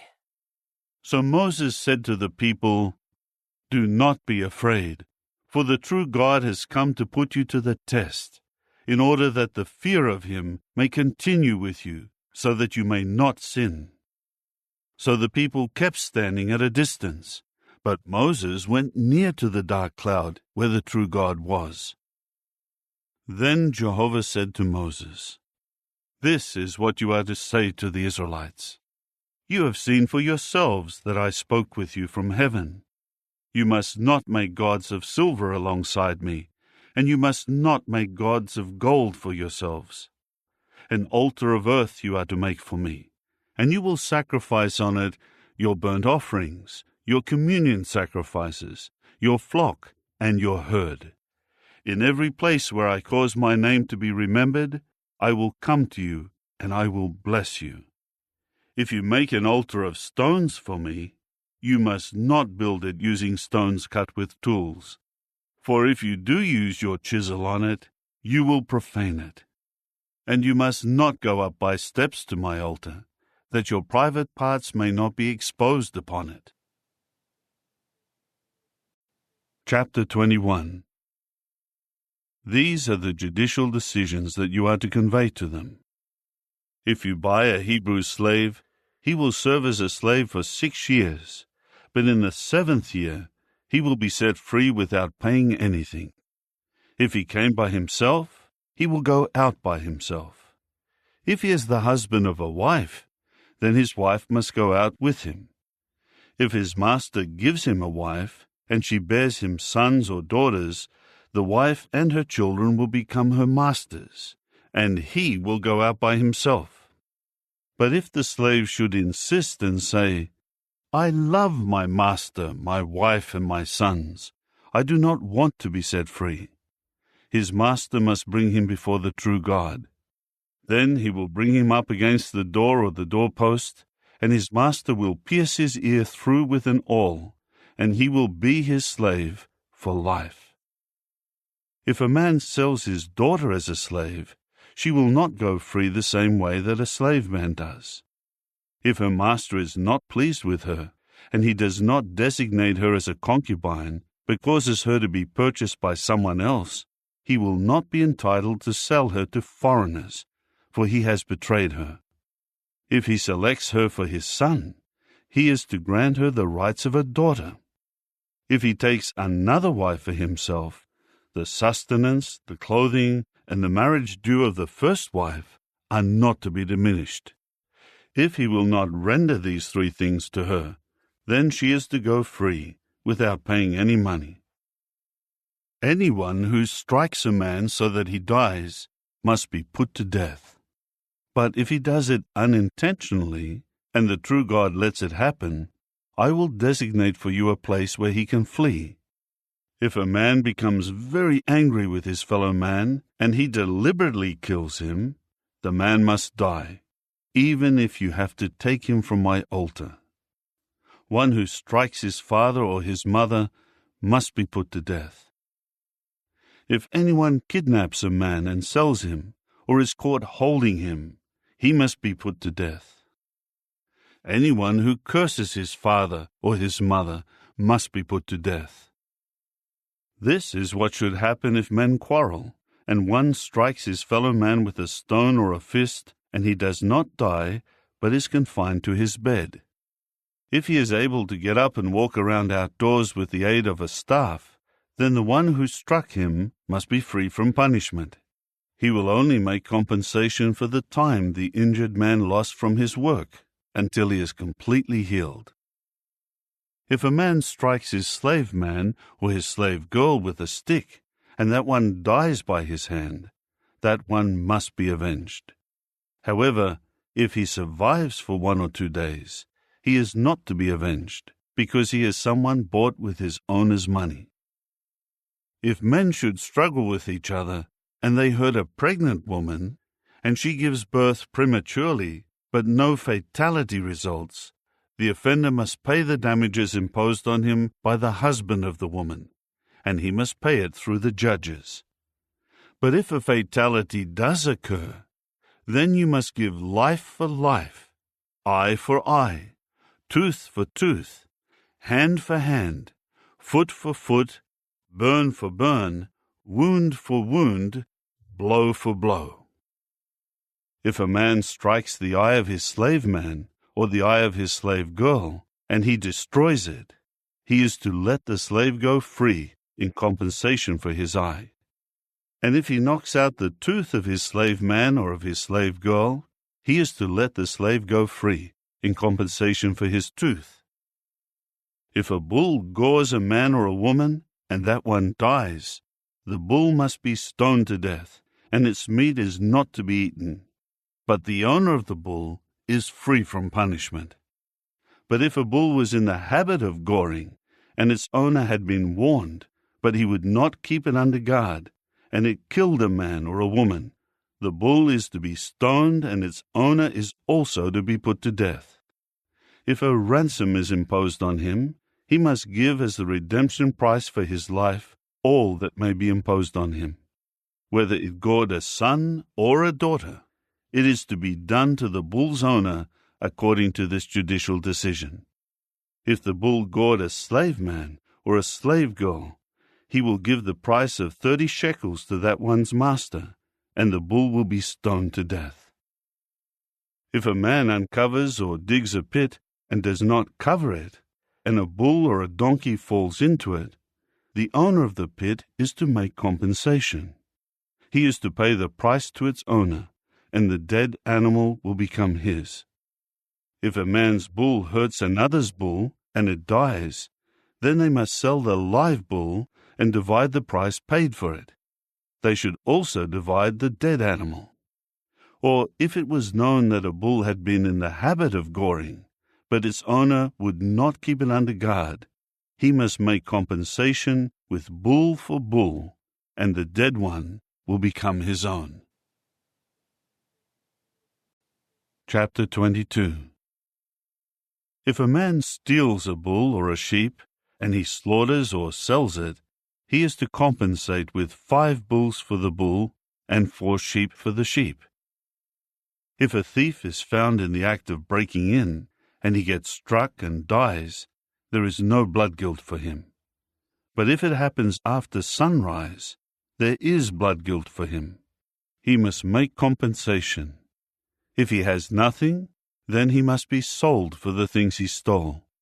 If what he stole is found alive in his possession, whether it is a bull or a donkey or a sheep, he is to make double compensation. If anyone puts his animals out to graze in a field or a vineyard, and lets them graze in someone else's field, he is to make compensation with the best of his own field, or with the best of his own vineyard. If a fire starts and spreads to thorn bushes, and it causes sheaves or standing grain or a field to be consumed, the one who started the fire must make compensation for what was burned.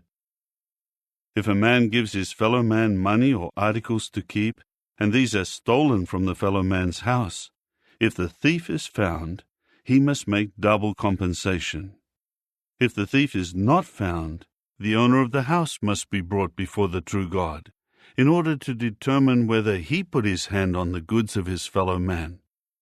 In all cases of illegal possession of goods, concerning a bull, a donkey, a sheep, a garment, or anything lost of which he may say, "This is mine," both parties will present their case before the true God. The one whom God pronounces guilty is to make double compensation to his fellow man.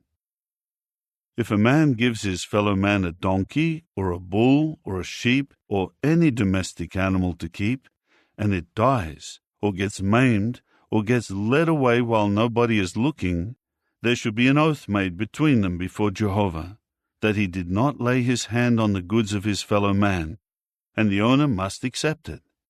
The other man is not to make compensation. But if the animal has been stolen from him, he is to make compensation to its owner. If it was torn by a wild animal, he is to bring it as evidence. He is not to make compensation for something torn by a wild animal. But if anybody asks to borrow an animal from his fellow man, and it gets maimed, or it dies while its owner is not with it, the man who borrowed it must make compensation. If its owner is with it, he is not to make compensation. If it was hired, the money paid for the hire is the compensation. Now, if a man seduces a virgin who is not engaged, and he lies down with her, he must pay the bride price for her to become his wife. If her father absolutely refuses to give her to him, he is to pay the money at the rate of the bride price. You must not allow a sorceress to live. Anyone lying down with an animal must surely be put to death. Whoever sacrifices to any gods but Jehovah alone is to be devoted to destruction. You must not mistreat a foreign resident or oppress him, for you were foreign residents in the land of Egypt. You must not afflict any widow or fatherless child. If you afflict him at all, so that he cries out to me, I will unfailingly hear his outcry, and my anger will blaze, and I will kill you with the sword, and your wives will become widows, and your children will be fatherless. If you lend money to anyone poorer of my people, someone who is dwelling with you, you must not become like a money-lender to him. You must not charge him interest. If you seize the garment of your fellow man as security for a loan, you are to return it to him by sunset, for it is his only covering, his clothing to cover his body. In what will he lie down to sleep? When he cries out to me, I will certainly hear, for I am compassionate. You must not curse God, nor curse a chieftain among your people. You must not hesitate to make offerings from your abundant produce and the overflow of your presses. The firstborn of your sons you are to give to me. This is what you should do with your bull and your sheep. 7 days it will continue with its mother. On the 8th day you are to give it to me.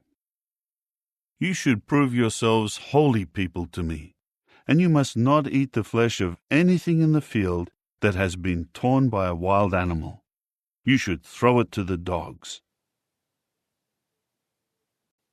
Chapter 23. You must not spread a report that is not true. Do not cooperate with a wicked one by becoming a malicious witness. You must not follow after the crowd to do evil, and you must not pervert justice by giving testimony to go along with the crowd. You must show impartiality in the dispute of a poor person. If you come upon your enemy's bull or his donkey straying, you must return it to him. If you see that the donkey of someone who hates you has fallen under its load, you must not ignore it and leave. You must help him release the animal. You are not to pervert the judgment of the poor one among you in his legal case. Have nothing to do with a false accusation, and do not kill the innocent and the righteous, for I will not declare the wicked one righteous. You must not accept a bribe, for the bribe blinds clear-sighted men and can distort the words of righteous men. You must not oppress a foreign resident. You know how it feels to be a foreigner, because you were foreign residents in the land of Egypt. You are to sow your land with seed and gather its produce for 6 years. But the 7th year you should leave it uncultivated, and let it lie fallow, and the poor among your people will eat of it, and what they leave, the wild animals of the field will eat. That is what you should do with your vineyard and your olive grove. 6 days you are to do your work, but on the 7th day you are to cease from your labor, in order that your bull and your donkey may rest, and the son of your slave girl and the foreign resident may refresh themselves. You must be careful to do all that I have said to you, and you must not mention the names of other gods. They should not be heard on your lips. 3 times a year you are to celebrate a festival to me. You will observe the festival of unleavened bread. You will eat unleavened bread for 7 days, just as I have commanded you, at the appointed time in the month of Abib, for at that time you came out of Egypt. No one is to appear before me empty-handed. Also, you are to observe the festival of harvest, of the first ripe fruits of your labors, of what you sow in the field, and the festival of ingathering at the end of the year, when you gather in from the field the results of your labors. 3 times a year all your men are to appear before the true Lord, Jehovah. You must not offer the blood of my sacrifice with anything leavened, and the sacrifices of fat offered at my festivals should not stay overnight until the morning. You are to bring the best of the first ripe fruits of your ground to the house of Jehovah your God. You must not boil a young goat in its mother's milk. I am sending an angel ahead of you to guard you on the way, and to bring you into the place that I have prepared. Pay attention to him, and obey his voice. Do not rebel against him, for he will not pardon your transgressions, because my name is in him. However, if you strictly obey his voice, and do all that I say, I will show hostility to your enemies, and oppose those who oppose you. For my angel will go ahead of you, and will bring you to the Amorites, the Hittites, the Perizzites, the Canaanites, the Hivites, and the Jebusites, and I will annihilate them.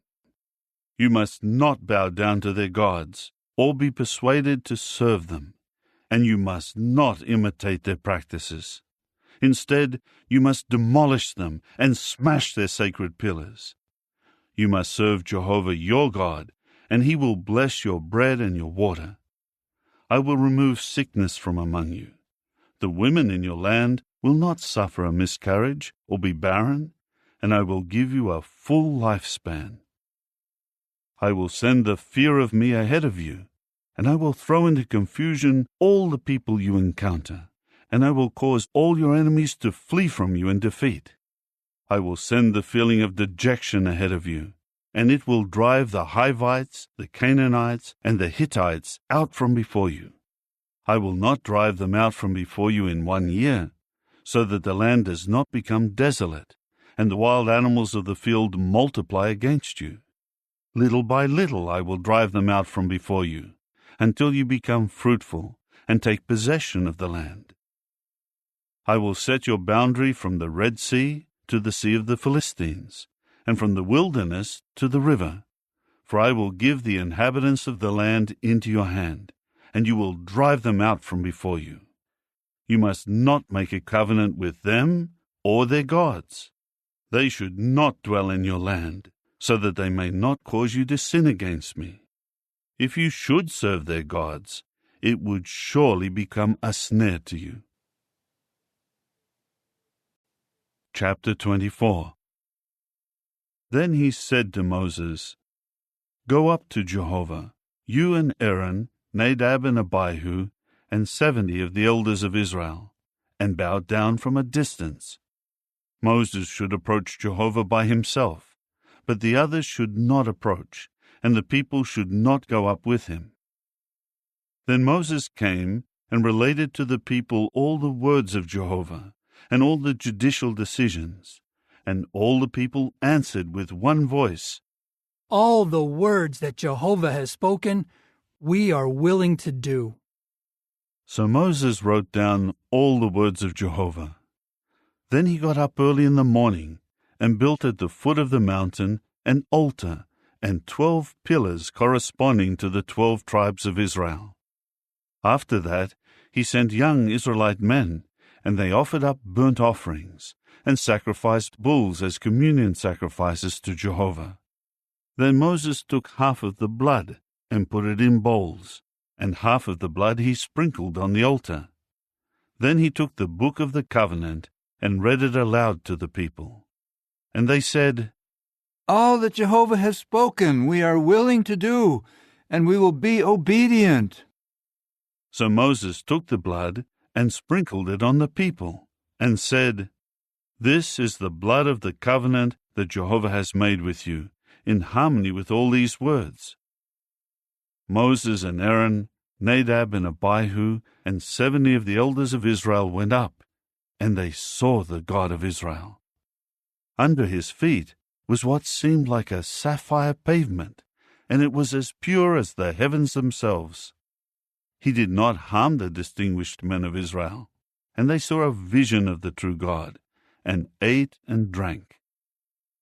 Jehovah now said to Moses, Come up to me on the mountain, and stay there. I will give you the stone tablets with the law and the commandment that I will write for their instruction. So Moses got up with his attendant Joshua, and Moses went up the mountain of the true God. But to the elders he had said, Wait here for us until we return to you. You have Aaron and Hur with you. Whoever has a legal case may go to them. Then Moses went up the mountain while the cloud was covering it. Jehovah's glory remained on Mount Sinai, and the cloud covered it for 6 days.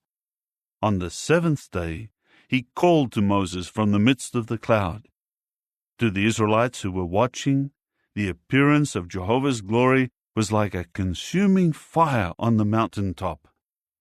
Moses then entered into the cloud and went up the mountain. And Moses stayed on the mountain 40 days and 40 nights. Chapter 25. Jehovah then said to Moses, Tell the people of Israel to take up a contribution for me. From every person whose heart moves him, you are to take up my contribution. This is the contribution that you are to accept from them: gold, silver, copper, blue thread, purple wool, scarlet material, fine linen, goat hair, ram skins dyed red, seal skins, acacia wood, oil for the lamps, balsam for the anointing oil and for the perfumed incense, and onyx stones and other stones to be set in the ephod and the breastpiece. They are to make a sanctuary for me, and I will reside among them. You are to make it, the tabernacle and all its furnishings, following exactly the pattern that I am showing you. They are to make an ark of acacia wood, 2.5 cubits long, and 1.5 cubits wide, and 1.5 cubits high. Then you will overlay it with pure gold. Inside and outside you are to overlay it, and you will make a border of gold all around it. And you will cast 4 rings of gold for it, and attach them above its 4 feet, with 2 rings on one side and 2 rings on the other side. And you will make poles of acacia wood, and overlay them with gold. You will put the poles through the rings on the sides of the ark in order to carry the ark with them. The poles will stay in the rings of the ark. They are not to be removed from it. You will place in the ark the testimony that I will give you. You will make a cover of pure gold, 2.5 cubits long and 1.5 cubits wide. You are to make 2 cherubs of gold. You will make them of hammered work on the 2 ends of the cover. Make the cherubs on the 2 ends, 1 cherub on each end of the cover. The cherubs are to spread out their 2 wings upward, overshadowing the cover with their wings, and they will face each other. The faces of the cherubs will be turned toward the cover. You will put the cover on the ark, and in the ark you will place the testimony that I will give you. I will present myself to you there, and speak with you from above the cover. From between the 2 cherubs that are on the ark of the testimony, I will make known to you all that I will command you for the Israelites. You will also make a table of acacia wood, 2 cubits long, and 1 cubit wide, and 1.5 cubits high. You will overlay it with pure gold, and make a golden border around it. You will make a rim around it, a handbreadth wide, and a border of gold to go around the rim. You will make for it 4 rings of gold, and place the rings on the 4 corners, where the 4 legs are attached. The rings are to be close to the rim as holders for the poles for carrying the table. You will make the poles of acacia wood, and overlay them with gold, and carry the table with them. You will also make its dishes, its cups, and its pitchers and bowls from which they will pour drink offerings. You are to make them out of pure gold, and you will put the showbread on the table before me constantly. You will make a lampstand of pure gold. The lampstand is to be made of hammered work. Its base, its stem, its branches, its cups, its knobs, and its blossoms will be one piece. And 6 branches will extend out from the sides of the lampstand, 3 branches from one side, and 3 branches from the other side. 3 cups shaped like almond flowers will be on the one set of branches, with knobs and blossoms alternating, and 3 cups shaped like almond flowers on the other set of branches, with knobs and blossoms alternating. This is how the 6 branches will extend out from the stem of the lampstand. On the stem of the lampstand are 4 cups shaped like almond flowers, with its knobs and its blossoms alternating. A knob will be under the first 2 branches that extend out of the stem, and a knob under the next 2 branches, and a knob under the next 2 branches, for the 6 branches extending out from the stem. The knobs and the branches and the whole lampstand are to be one piece of pure hammered gold. You will make 7 lamps for it, and when the lamps are lit, they will shine on the area in front of it. Its snuffers and its fire holders are to be of pure gold. It should be made, along with these utensils, from a talent of pure gold. See that you make them after their pattern that was shown to you on the mountain. Chapter 26. You are to make the tabernacle with 10 tent cloths of fine twisted linen, blue thread, purple wool, and scarlet material. You are to make them with embroidered cherub designs. Each tent cloth will be 28 cubits long and 4 cubits wide. All the tent cloths are to be the same size. 5 tent cloths are to be joined one to another to form a series, and the other 5 tent cloths will be joined in a series.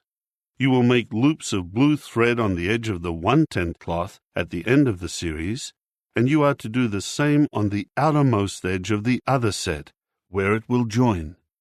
You will make 50 loops on the one tent cloth, and 50 loops on the edge of the other tent cloth, so that they will be opposite each other where they join. You are to make 50 gold clasps, and join the tent cloths together with the clasps, and the tabernacle will form one unit. You will also make cloths of goat hair for the tent over the tabernacle. You will make 11 tent cloths. Each tent cloth will be 30 cubits long and 4 cubits wide.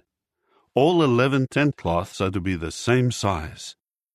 You are to join 5 of the tent cloths together, and join the other 6 tent cloths together, and you are to fold over the 6th tent cloth at the front of the tent. And you are to make 50 loops on the edge of the one tent cloth, the outermost one in the series, and 50 loops on the edge of the tent cloth at the other place where they join. You are to make 50 copper clasps, and put the clasps in the loops and join the tent together, and it will become one unit. The remaining part of the tent cloths will serve as an overhanging. Half of the tent cloth that remains will hang over the back of the tabernacle. The remaining length of the cloths of the tent will serve as an overhanging for the tabernacle, by 1 cubit on each side, in order to cover it. You will also make a covering for the tent of ram skins dyed red, and over that a covering of seal skins. You will make the panel frames for the tabernacle out of acacia wood, standing upright. Each panel frame is to be 10 cubits high and 1.5 cubits wide. Each panel frame has 2 tenons, joined to each other. That is how you should make all the panel frames of the tabernacle. You are to make 20 panel frames for the south side of the tabernacle, facing south. You will make 40 silver socket pedestals under the 20 panel frames, 2 socket pedestals under the one panel frame for its 2 tenons, and 2 socket pedestals under each following panel frame for its 2 tenons.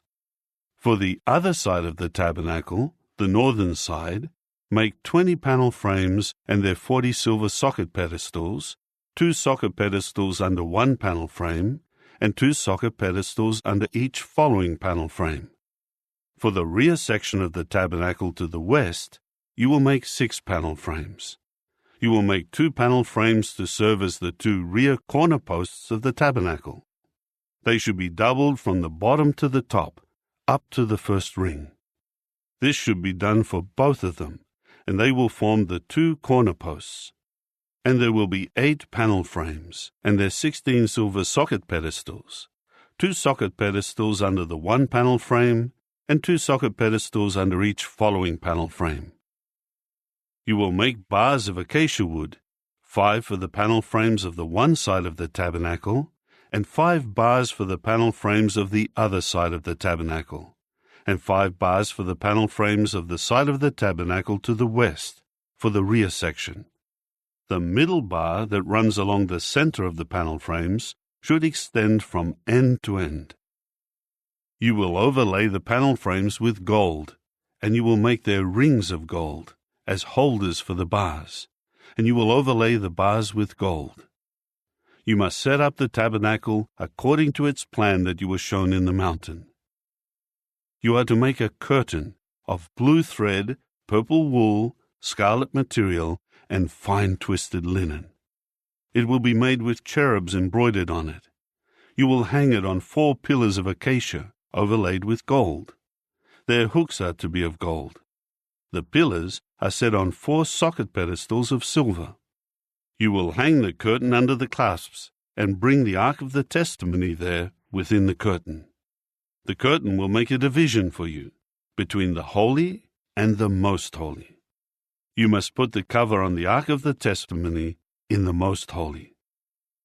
You will place the table outside the curtain, with the lampstand opposite the table on the south side of the tabernacle, and the table you will put on the north side. You will make a screen for the entrance of the tent out of blue thread, purple wool, scarlet material, and fine twisted linen woven together. You will make 5 pillars of acacia for the screen, and overlay them with gold. Their hooks are to be of gold, and you will cast 5 socket pedestals of copper for them. Chapter 27. You will make the altar of acacia wood. It will be 5 cubits long and 5 cubits wide. The altar should be square and 3 cubits high. You will make horns on its 4 corners, The horns will be part of the altar, and you will overlay the altar with copper.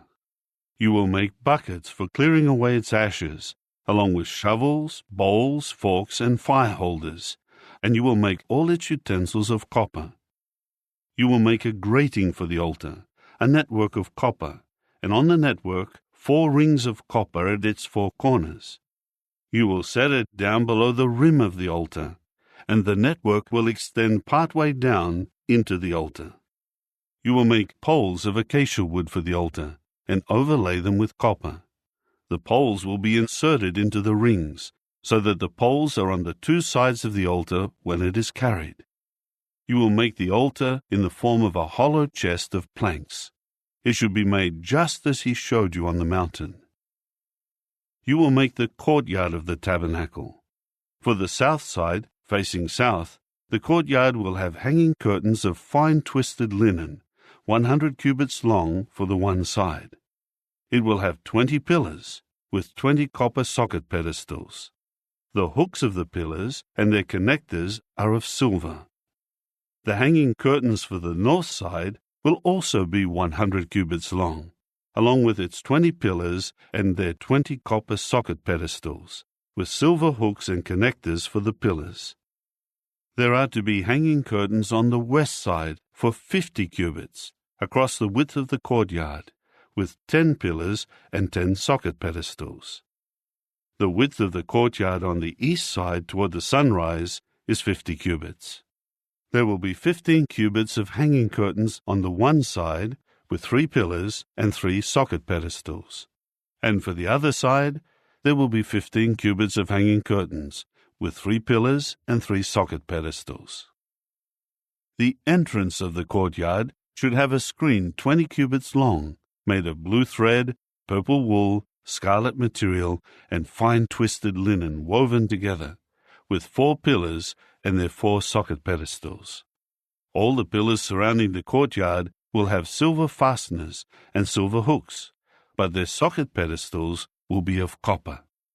The courtyard is to be 100 cubits long, 50 cubits wide, and 5 cubits high, made from fine twisted linen, and it should have copper socket pedestals. All the utensils and the items used in the service of the tabernacle, as well as its tent pins and all the pins of the courtyard, are to be of copper. You are to command the Israelites to bring you pure beaten olive oil for the lighting, in order to keep the lamps burning constantly. In the tent of meeting, outside the curtain that is near the testimony, Aaron and his sons will arrange to keep the lamps lit from evening until morning before Jehovah. It is a lasting statute for all their generations to be carried out by the Israelites. Chapter 28. You are to summon from the Israelites your brother Aaron, along with his sons, so that he may serve as priest to me. Aaron, along with Nadab and Abihu, Eleazar and Ithamar, the sons of Aaron.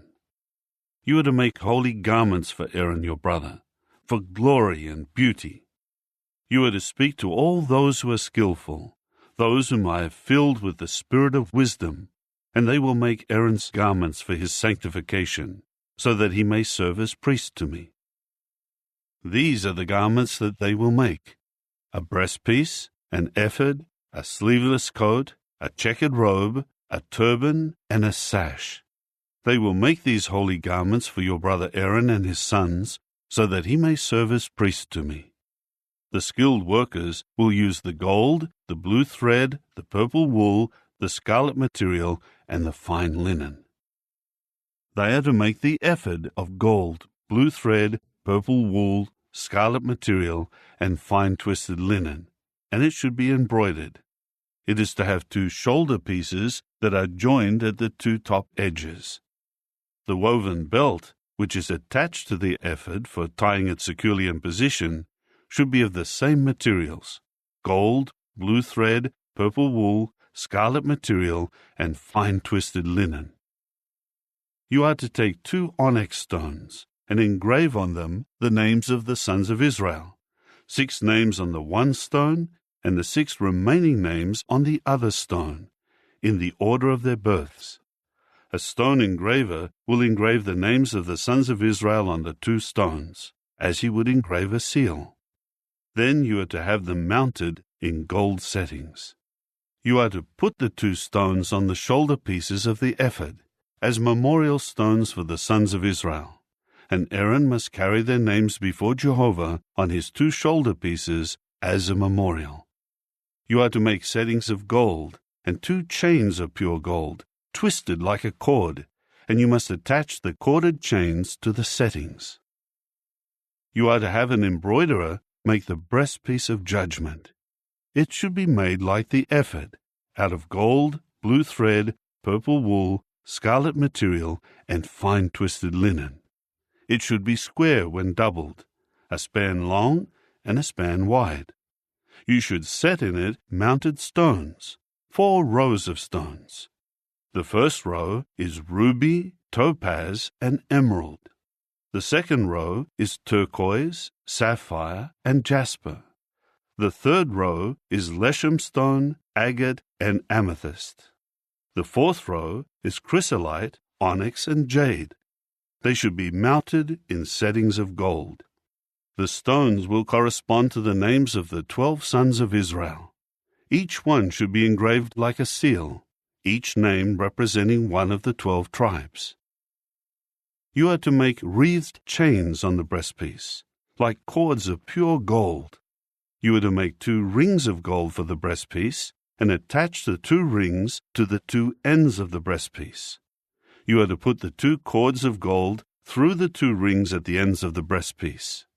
You will put the 2 ends of the 2 cords through the 2 settings, and you must attach them to the shoulder pieces of the ephod at the front. You are to make 2 rings of gold and set them at the 2 ends on the inside edge of the breastpiece, facing the ephod. You should make 2 more rings of gold on the front of the ephod, below the 2 shoulder pieces, close to where it is joined, above the woven belt of the ephod. The breastpiece should be held in place by a blue cord, tying its rings to the rings of the ephod. This will keep the breastpiece in place on the ephod, above the woven belt. Aaron must carry the names of the sons of Israel on the breastpiece of judgment over his heart when he comes into the holy, as a constant memorial before Jehovah. You will put the Urim and the Thummim into the breastpiece of judgment, and they must be over Aaron's heart when he comes in before Jehovah. And Aaron must carry the means for making judgments of the Israelites over his heart before Jehovah constantly. You are to make the sleeveless coat of the ephod entirely of blue thread. There will be an opening at the top, in the middle of it. Its opening should have a border woven all around it by a loom worker. It should be like the opening of a coat of mail, so that it will not be torn. You should make pomegranates of blue thread, purple wool, and scarlet material all around its hem, along with bells of gold in between them.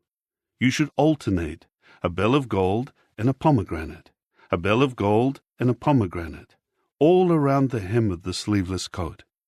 It must be worn by Aaron so that he may minister, and the sound from it must be heard when he goes into the sanctuary before Jehovah and when he comes out, so that he will not die. You are to make a shining plate of pure gold and engrave on it, as one would engrave a seal, "Holiness belongs to Jehovah." You must fasten it to the turban with a blue cord. It is to remain on the front of the turban. It will be on Aaron's forehead, and Aaron will bear responsibility when someone commits an error against the holy things, which the Israelites sanctify when they offer them as holy gifts. It must always remain on his forehead, so that they may gain approval before Jehovah. You are to weave the checkered robe of fine linen, make a turban of fine linen, and make a woven sash. You will also make robes, sashes, and headgear for Aaron's sons, for glory and beauty.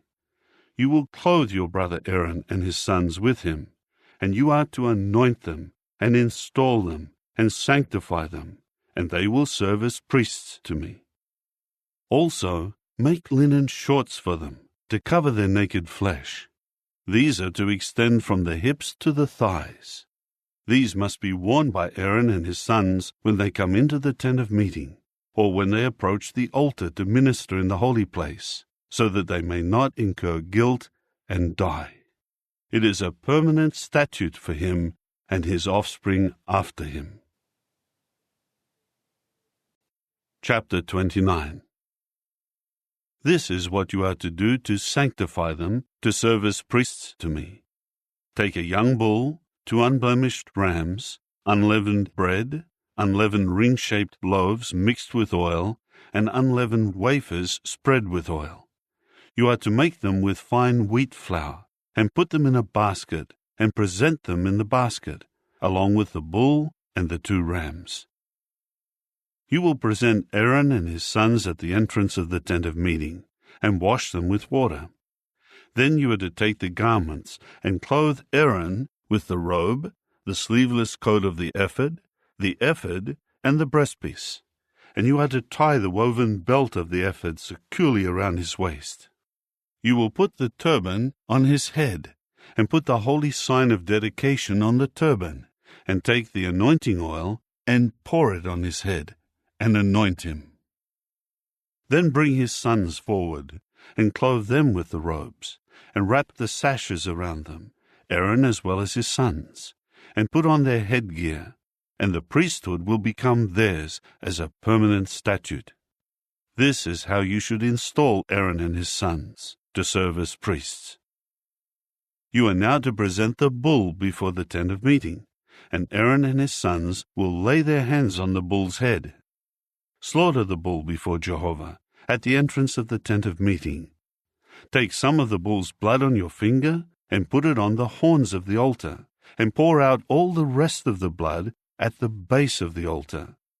Then take all the fat that covers the intestines, the appendage on the liver, and the 2 kidneys and the fat that is on them, and burn them, so that they smoke on the altar.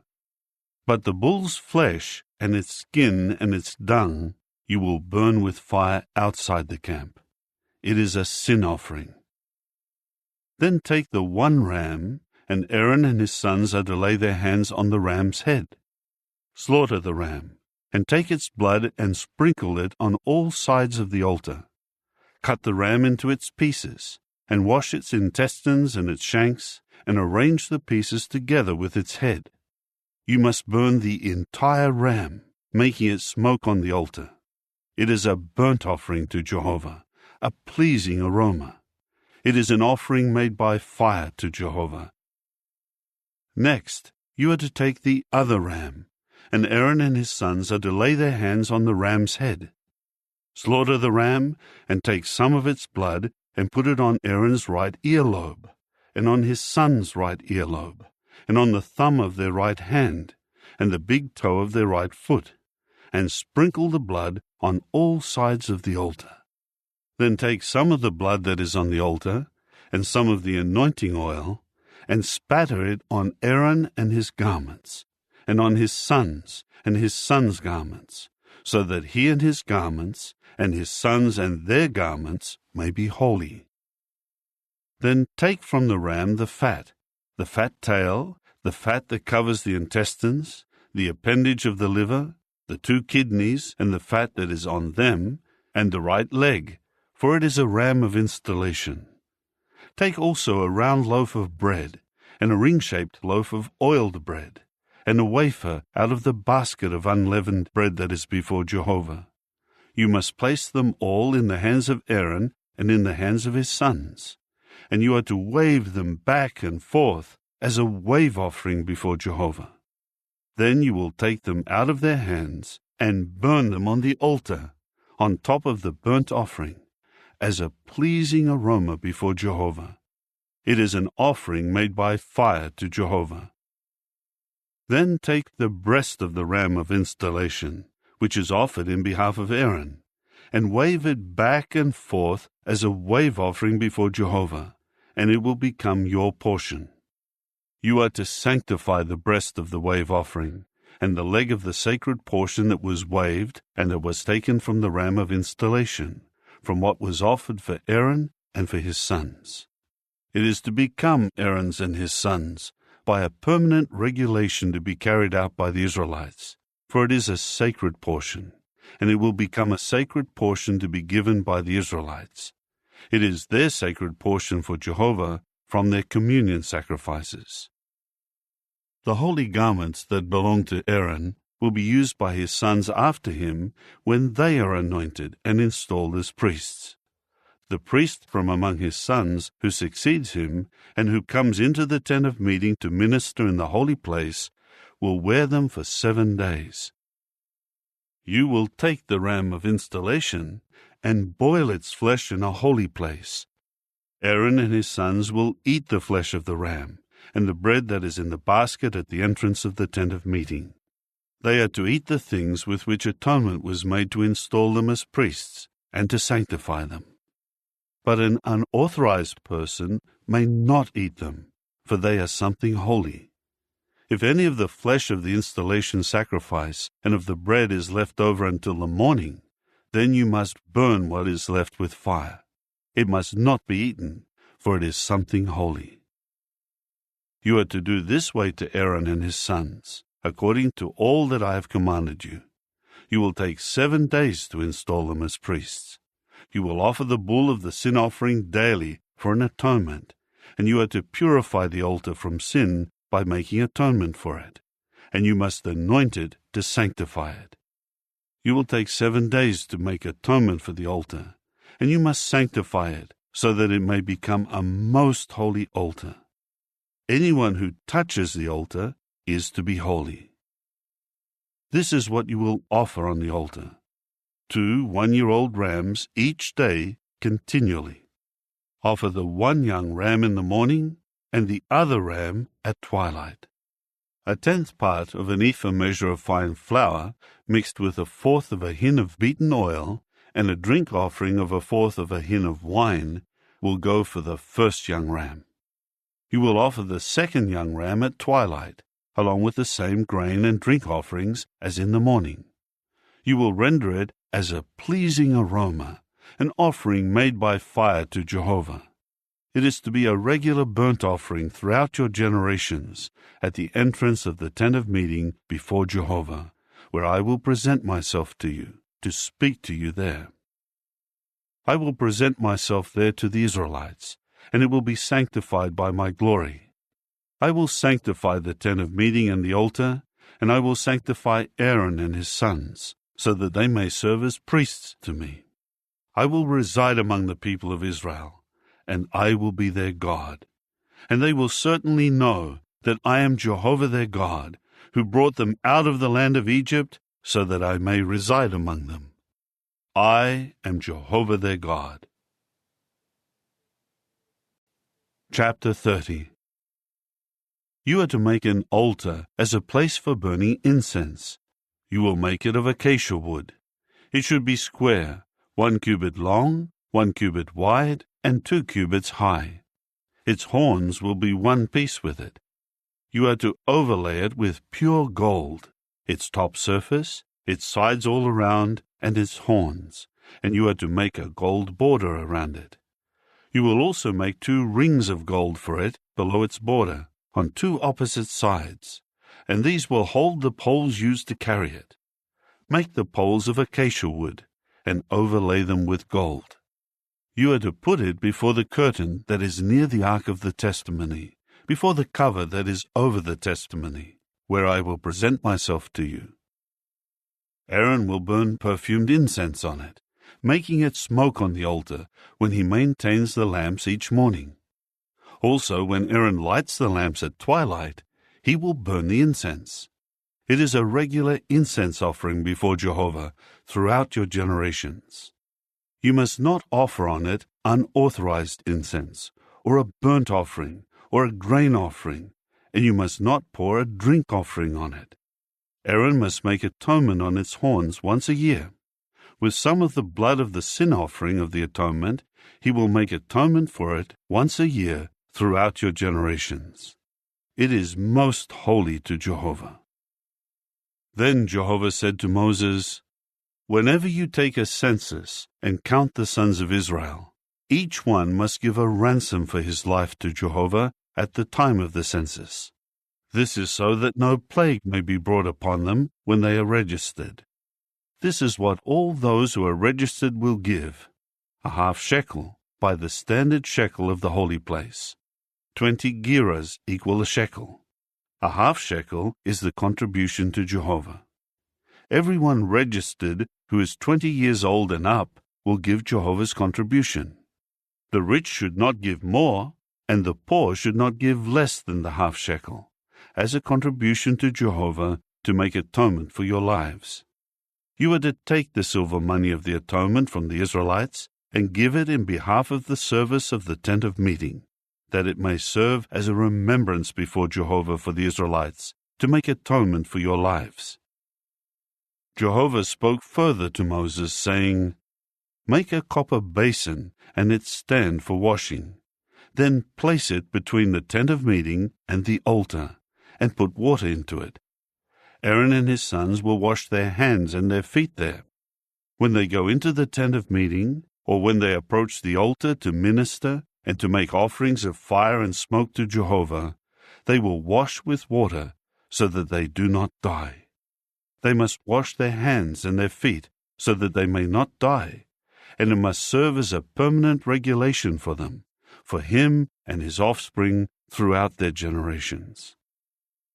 Jehovah continued to speak to Moses, Next, take the choicest perfumes, 500 units of solidified myrrh, and half that amount, 250 units, of sweet cinnamon, 250 units of sweet calamus, and 500 units of cassia, measured by the standard shekel of the holy place, along with a hin of olive oil. Then make out of it a holy anointing oil. It should be skillfully blended together. It is to be a holy anointing oil. You are to anoint the tent of meeting and the ark of the testimony with it, as well as the table and all its utensils, the lampstand and its utensils, the altar of incense, the altar of burnt offering and all its utensils, and the basin and its stand. You must sanctify them, that they may become most holy. Anyone touching them is to be holy. And you will anoint Aaron and his sons, and sanctify them to serve as priests to me. You will speak to the Israelites, saying, This is to continue as a holy anointing oil to me during your generations. It is not to be applied to the flesh of mankind, and you must not make anything with a composition like it. It is something holy. It is to continue as something holy for you. Anyone who makes an ointment like it, and who puts some of it on an unauthorized person, must be cut off from his people. Then Jehovah said to Moses, Take equal portions of these perfumes, stacte drops, onycha, perfumed galbanum, and pure frankincense. Make it into an incense. The spice mixture should be skillfully blended, salted, pure and holy. You are to pound some of it into fine powder, and put some of it before the testimony in the tent of meeting, where I will present myself to you. It should be most holy to you.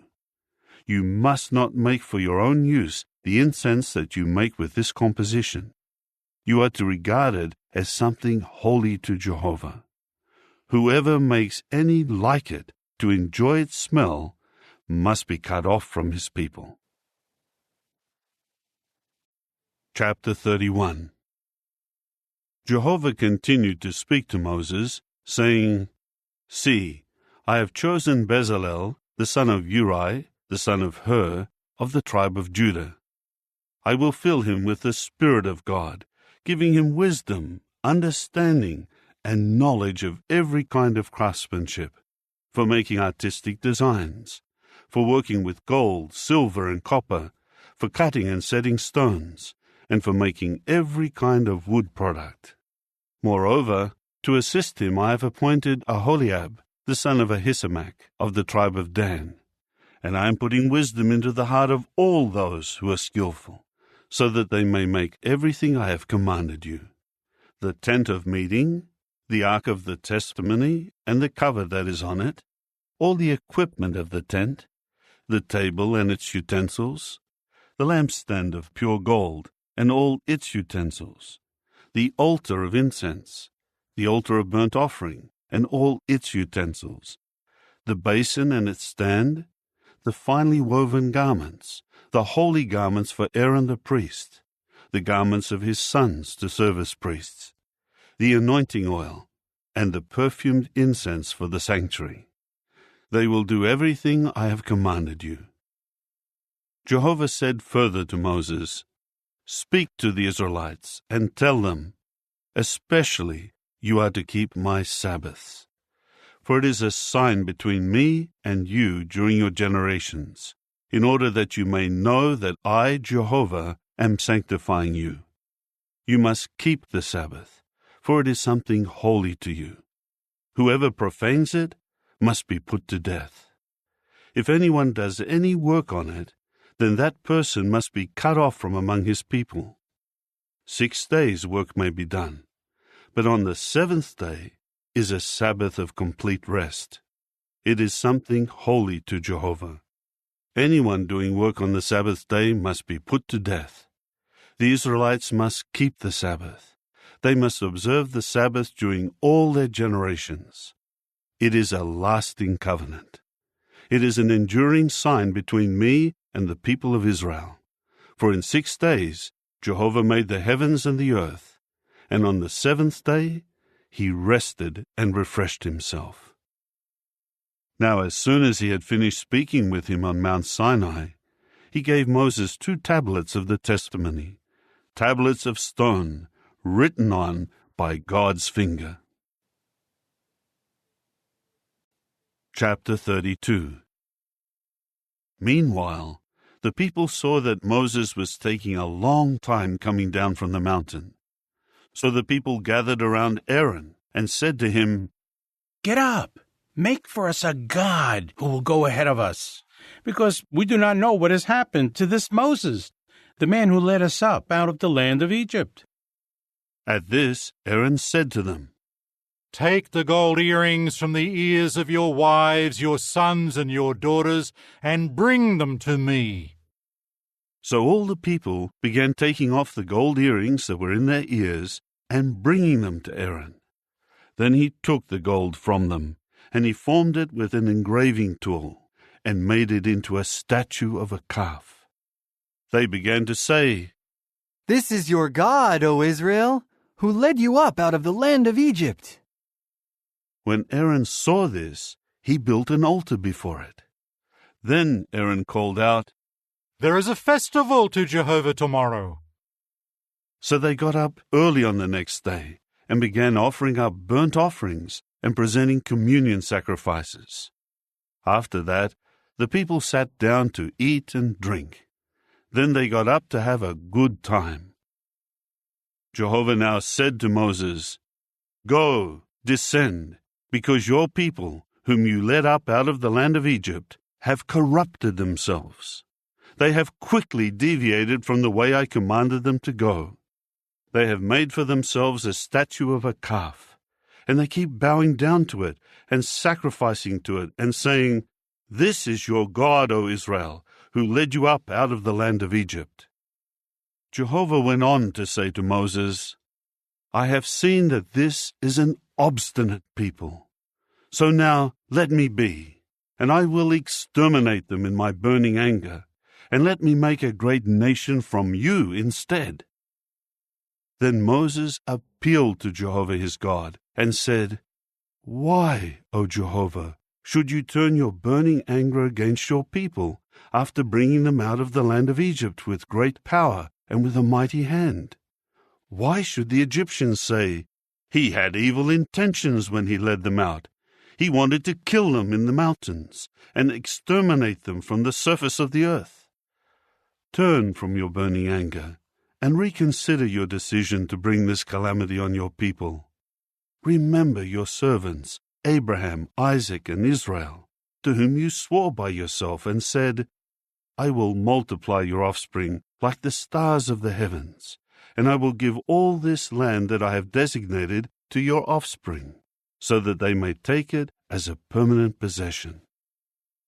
So Jehovah began to reconsider the calamity that he had spoken of bringing on his people. Moses then turned and went down from the mountain with the 2 tablets of the testimony in his hand. The tablets were inscribed on both sides. They were written on the front and on the back. The tablets were the workmanship of God, and the writing was the writing of God engraved on the tablets. When Joshua began to hear the noise of the people because of their shouting, he said to Moses, "There is the sound of battle in the camp." But Moses said, "It is not the sound of singing over a victory, and it is not the sound of wailing over a defeat. I hear the sound of another kind of singing." As soon as Moses got near the camp and saw the calf and the dancers, his anger began to blaze, and he threw the tablets from his hands and shattered them at the foot of the mountain. He took the calf that they had made, and he burned it with fire and crushed it into powder. Then he scattered it on the water and made the Israelites drink it. And Moses said to Aaron, "What did this people do to you, that you have brought a great sin upon them?" Aaron replied, "Do not be enraged, my lord. You well know that the people are inclined to do evil. So they said to me, 'Make for us a god who will go ahead of us, for we do not know what has happened to this Moses, the man who led us up out of the land of Egypt.' So I said to them, 'Whoever has any gold must take it off and give it to me.' Then I threw it into the fire, and out came this calf." Moses saw that the people were unrestrained, for Aaron had let them go unrestrained, so that they were a disgrace before their opposers. Then Moses took his position in the gate of the camp and said, "Who is on Jehovah's side? Come to me." And all the Levites gathered around him. He now said to them, "This is what Jehovah the God of Israel has said. Each of you must fasten on his sword and pass through all the camp from gate to gate, killing his brother, his neighbor, and his close companion." The Levites did what Moses said. So about 3,000 men were killed on that day. Then Moses said, "Set yourselves apart for Jehovah today, for each of you has gone against his own son and his own brother. Today he will give you a blessing." On the very next day, Moses said to the people, "You committed a very great sin, and now I will go up to Jehovah to see if I can make amends for your sin." So Moses returned to Jehovah and said, "What a great sin this people has committed! They made themselves a god of gold. But now, if you are willing, pardon their sin. If not, please wipe me out from your book that you have written." However, Jehovah said to Moses, "Whoever has sinned against me, I will wipe him out of my book. Go now, lead the people to the place about which I have spoken to you. Look, my angel will go ahead of you, and on the day when I make an accounting, I will bring punishment on them for their sin." Then Jehovah began plaguing the people because they had made the calf, the one that Aaron had made. Chapter 33. Jehovah said further to Moses, "Go on your way from here with the people whom you led up out of the land of Egypt. Journey to the land about which I swore to Abraham, Isaac, and Jacob, saying, 'To your offspring I will give it.' I will send an angel ahead of you, and drive out the Canaanites, the Amorites, the Hittites, the Perizzites, the Hivites, and the Jebusites. Go up to a land flowing with milk and honey. But I will not go in the midst of you, for you are an obstinate people, and I might exterminate you on the way." When the people heard this harsh word, they began to mourn, and not one of them put on his ornaments. Jehovah said to Moses, "Say to the Israelites, 'You are an obstinate people. In one moment I could go through the midst of you and exterminate you. So now keep your ornaments off, while I consider what to do to you." So from Mount Horeb onward, the Israelites refrained from wearing their ornaments. Now Moses took his tent and pitched it outside the camp, at some distance from the camp, and he called it a tent of meeting. Everyone inquiring of Jehovah would go out to the tent of meeting, which was outside the camp. As soon as Moses went out to the tent, all the people would rise and stand at the entrance of their own tents, and they would gaze after Moses until he entered into the tent. As soon as Moses would go into the tent, the pillar of cloud would come down and stand at the entrance of the tent while God spoke with Moses. When all the people saw the pillar of cloud standing at the entrance of the tent, each of them rose and bowed down at the entrance of his own tent. Jehovah spoke to Moses face to face, just as one man would speak to another man. When he returned to the camp, Joshua the son of Nun, his minister and attendant, would not depart from the tent. Now Moses said to Jehovah, "See, you are saying to me, 'Lead this people up,' but you have not let me know whom you will send with me. Moreover, you have said, 'I know you by name,' and you have also found favor in my eyes. Please, if I have found favor in your eyes, make me know your ways, so that I may know you and continue to find favor in your eyes. Consider, too, that this nation is your people." So he said, "I myself will go with you, and I will give you rest." Then Moses said to him, "If you yourself are not going along, do not lead us up from here. How will it be known that I have found favor in your eyes, I and your people? Is it not by your going along with us, so that I and your people will be distinguished from every other people on the face of the earth?" Jehovah went on to say to Moses, "I will also do this thing that you request, because you have found favor in my eyes, and I know you by name." Then he said, "Please, show me your glory."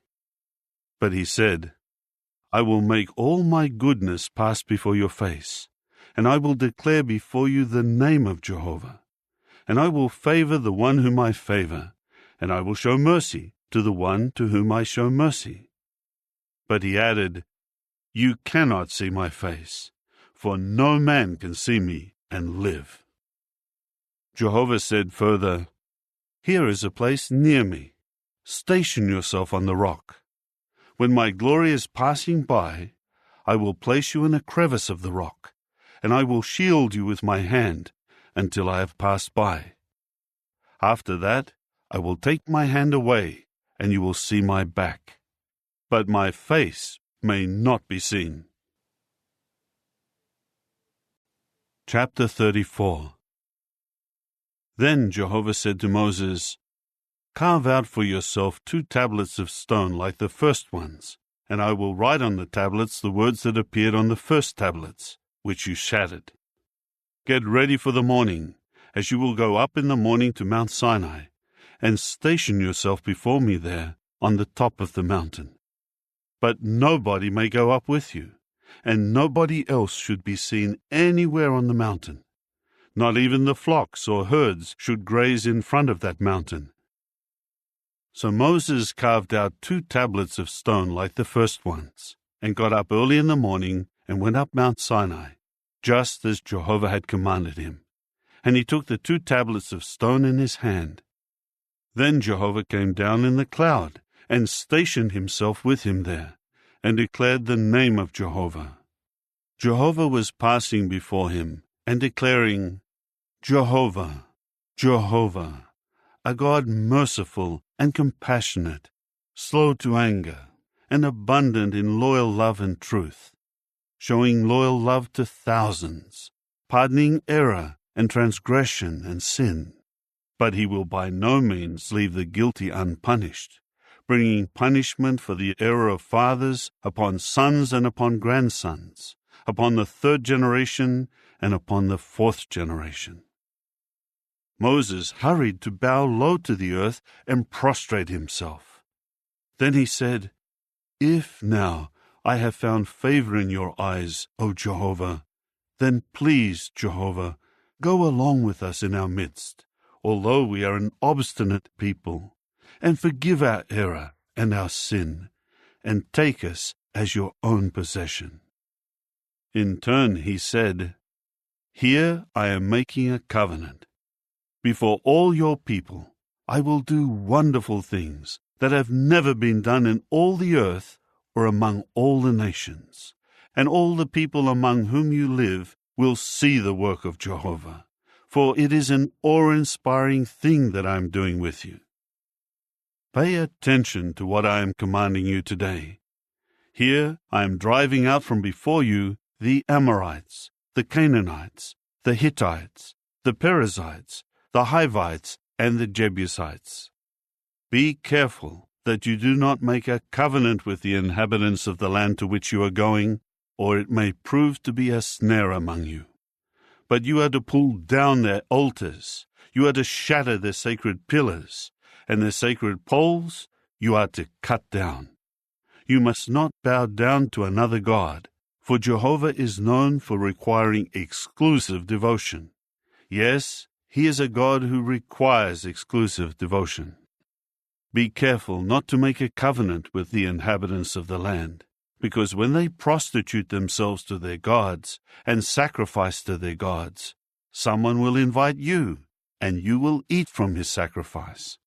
Then you will surely take some of their daughters for your sons, and their daughters will prostitute themselves to their gods, and cause your sons to prostitute themselves to their gods. You must not make gods of cast metal. You are to observe the festival of unleavened bread. You will eat unleavened bread just as I have commanded you. Do this for 7 days at the appointed time in the month of Abib, because it was in the month of Abib that you came out of Egypt. Every firstborn male is mine, including all your livestock, whether the first male bull or sheep. The firstling of a donkey you are to redeem with a sheep. But if you do not redeem it, then you must break its neck.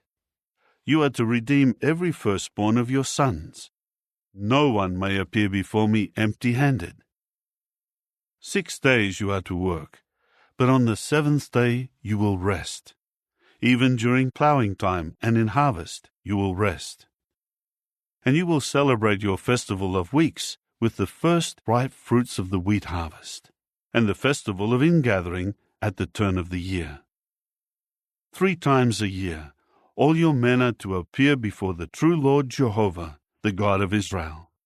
For I will drive the nations away from before you, and I will enlarge your territory, and nobody will desire your land while you are going up to see the face of Jehovah your God 3 times a year. You must not offer the blood of my sacrifice along with anything leavened. The sacrifice of the festival of the Passover should not be kept overnight until the morning. The best of the first ripe fruits of your soil you are to bring to the house of Jehovah your God. You must not boil a young goat in its mother's milk. Jehovah went on to say to Moses, "You are to write down these words, because in accordance with these words I am making a covenant with you and with Israel." And he remained there with Jehovah 40 days and 40 nights. He ate no bread and drank no water. And he wrote on the tablets the words of the covenant, the 10 Commandments. Moses then came down from Mount Sinai, and the 2 tablets of the testimony were in his hand. When he came down from the mountain, Moses did not know that the skin of his face was emitting rays, because he had been speaking with God. When Aaron and all the Israelites saw Moses, they noticed that the skin of his face emitted rays, and they were afraid to go near him. But Moses called to them. So Aaron and all the chieftains of the assembly came to him, and Moses spoke with them. After that, all the Israelites came near to him, and he gave them all the commands that Jehovah had given him on Mount Sinai. When Moses would finish speaking with them, he would put a veil over his face. But when Moses would go in before Jehovah to speak with him, he would take off the veil until he went out. Then he went out and revealed to the Israelites the commands he had received. And the Israelites saw that the skin of Moses' face emitted rays. Then Moses put the veil back over his face until he went in to speak with God. Chapter 35. Moses later gathered the entire assembly of the Israelites together and said to them, "These are the things that Jehovah has commanded to be done. Work may be done for 6 days, but the 7th day will become something holy to you, a Sabbath of complete rest to Jehovah. Anybody doing work on it will be put to death. You must not light a fire in any of your dwelling places on the Sabbath day." Moses then said to the entire assembly of the Israelites, "This is what Jehovah has commanded. Take up a contribution for Jehovah from among yourselves. Let everyone with a willing heart bring a contribution for Jehovah. Gold, silver, copper, blue thread, purple wool, scarlet material, fine linen, goat hair, ram skins dyed red, seal skins, acacia wood, oil for the lamps, balsam for the anointing oil and for the perfumed incense, onyx stones, and other stones for setting in the ephod and the breastpiece.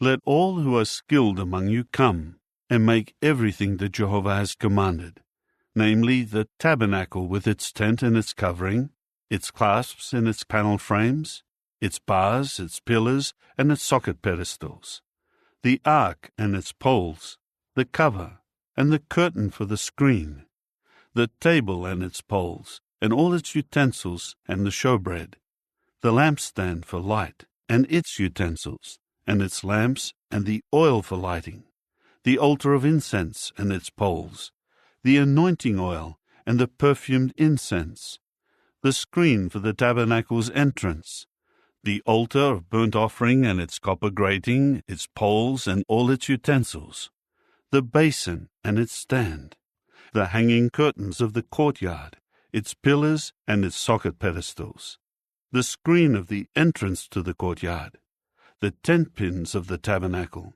and the tent pins of the courtyard and their cords, the finely woven garments for ministering in the sanctuary, the holy garments for Aaron the priest, and the garments of his sons for serving as priests. So all the assembly of the Israelites went out from before Moses. Then everyone whose heart impelled him, and everyone whose spirit incited him, came and brought their contribution for Jehovah, to be used for the tent of meeting, for all its service, and for the holy garments. They kept coming, the men along with the women, each with a willing heart, bringing brooches, earrings, rings, and other jewelry, as well as all sorts of articles of gold. They all presented their offerings of gold to Jehovah. And all who had blue thread, purple wool, scarlet material, fine linen, goat hair, ram skins dyed red, and seal skins brought them. All those contributing silver and copper brought Jehovah's contribution, and all who had acacia wood for any part of the work brought it. All the skilled women spun with their hands, and they brought what they had spun, blue thread, purple wool, scarlet material, and fine linen. And all the skilled women whose hearts impelled them spun the goat hair. And the chieftains brought onyx stones and other stones to be set in the ephod and the breastpiece, and the balsam, and the oil for lighting, and for the anointing oil, and for the perfumed incense. All the men and women whose hearts incited them brought something for the work that Jehovah, through Moses, had commanded to be done.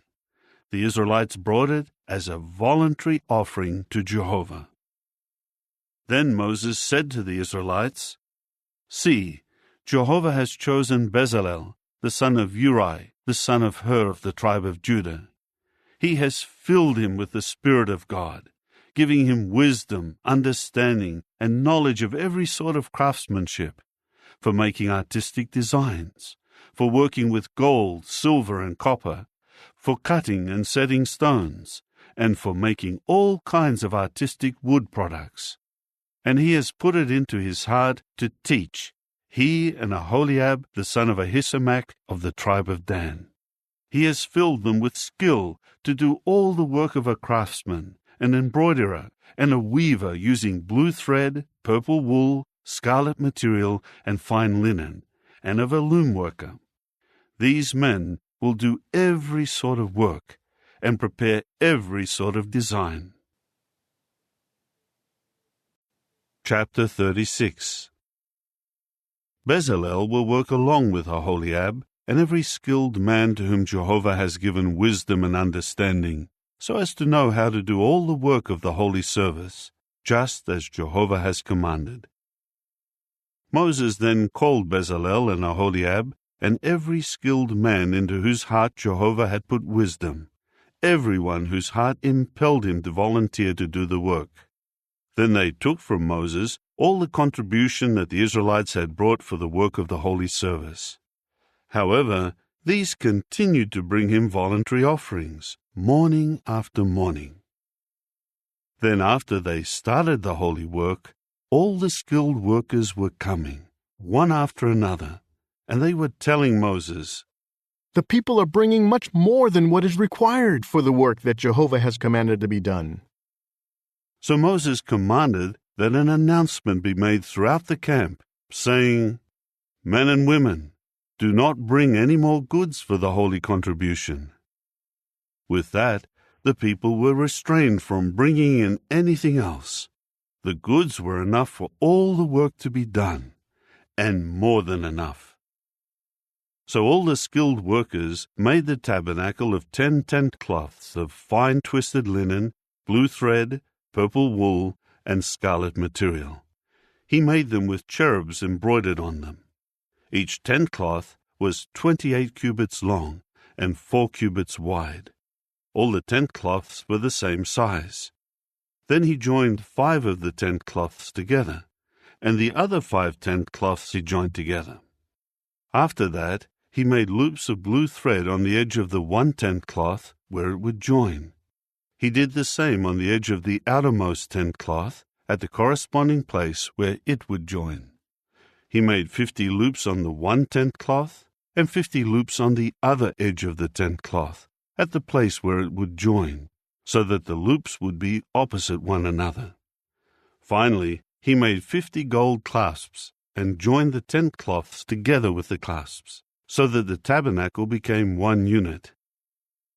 Then he made tent cloths of goat hair for the tent over the tabernacle.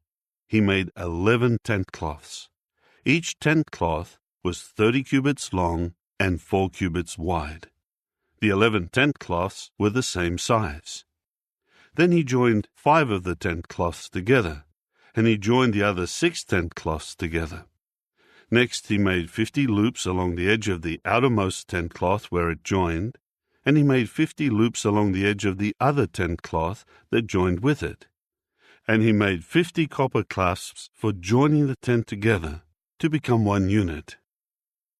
He made a covering for the tent out of ram skins dyed red, and a covering out of seal skins to go over that.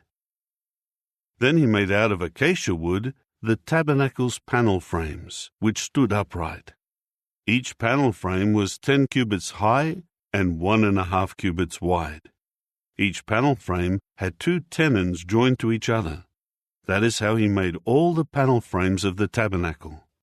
Thus he made the panel frames for the south side of the tabernacle, 20 panel frames facing south. Then he made 40 socket pedestals of silver to go under the 20 panel frames, 2 socket pedestals beneath one panel frame for its 2 tenons, and 2 socket pedestals under each following panel frame for its 2 tenons. For the other side of the tabernacle, the northern side, he made 20 panel frames and their 40 socket pedestals of silver, 2 socket pedestals beneath the one panel frame, and 2 socket pedestals beneath each of the other panel frames. For the rear section of the tabernacle to the west, he made 6 panel frames. He made 2 panel frames as corner posts of the tabernacle at the 2 rear corners. The posts were doubled from the bottom to the top, up to the first ring. That is what he did with the 2 corner posts. So they amounted to 8 panel frames, along with their 16 socket pedestals of silver, 2 socket pedestals under each panel frame. Then he made bars of acacia wood, 5 bars for the panel frames of the one side of the tabernacle, and 5 bars for the panel frames of the other side of the tabernacle, and 5 for the panel frames of the tabernacle for the rear section to the west. He made the middle bar to extend along the middle of the panel frames, from one end to the other. He overlaid the panel frames with gold, and he made their rings of gold as holders for the bars, and he overlaid the bars with gold. Then he made a curtain of blue thread, purple wool, scarlet material, and fine twisted linen. He made it with cherubs embroidered on it. Then he made for it 4 acacia pillars, and overlaid them with gold, along with hooks of gold, and cast 4 socket pedestals of silver for them. Next he made a screen for the entrance of the tent, out of blue thread, purple wool, scarlet material, and fine twisted linen woven together, as well as its 5 pillars and their hooks. He overlaid their tops and their connectors with gold, but their 5 socket pedestals were of copper. Chapter 37. Bezalel then made the ark of acacia wood. It was 2.5 cubits long, and 1.5 cubits wide, and 1.5 cubits high. He overlaid it with pure gold, inside and outside, and made a border of gold around it. After that, he cast 4 rings of gold for it, for above its 4 feet, with 2 rings on its one side and 2 rings on its other side. He next made poles of acacia wood, and overlaid them with gold. Then he put the poles through the rings on the sides of the ark, for carrying the ark. He made the cover of pure gold. It was 2.5 cubits long, and 1.5 cubits wide. He then made 2 cherubs of hammered gold on both ends of the cover. One cherub was on one end, and the other cherub on the other end. He made the cherubs on both ends of the cover. The 2 cherubs spread out their wings upward, overshadowing the cover with their wings. They were facing each other, and their faces were turned toward the cover. He then made the table of acacia wood. It was 2 cubits long, 1 cubit wide, and 1.5 cubits high, and he overlaid it with pure gold, and made a border of gold around it. Next he made a rim the width of a handbreadth to go around it, and a border of gold to go around the rim. Further he cast 4 rings of gold for it, and placed the rings on the 4 corners, where the 4 legs were attached. The rings were near the rim, as holders for the poles used for carrying the table. Then he made the poles of acacia wood, and overlaid them with gold for carrying the table. After that he made out of pure gold the utensils that went on the table, its dishes, its cups, and its bowls and pitchers from which drink offerings would be poured. Then he made the lampstand of pure gold. He made the lampstand of hammered work. Its base, its stem, its cups, its knobs, and its blossoms were one piece. 6 branches were extending out from its stem, 3 branches of the lampstand from its one side, and 3 branches from its other side. 3 cups shaped like almond flowers were on the one set of branches, with knobs and blossoms alternating, and 3 cups shaped like almond flowers were on the other set of branches, with knobs and blossoms alternating.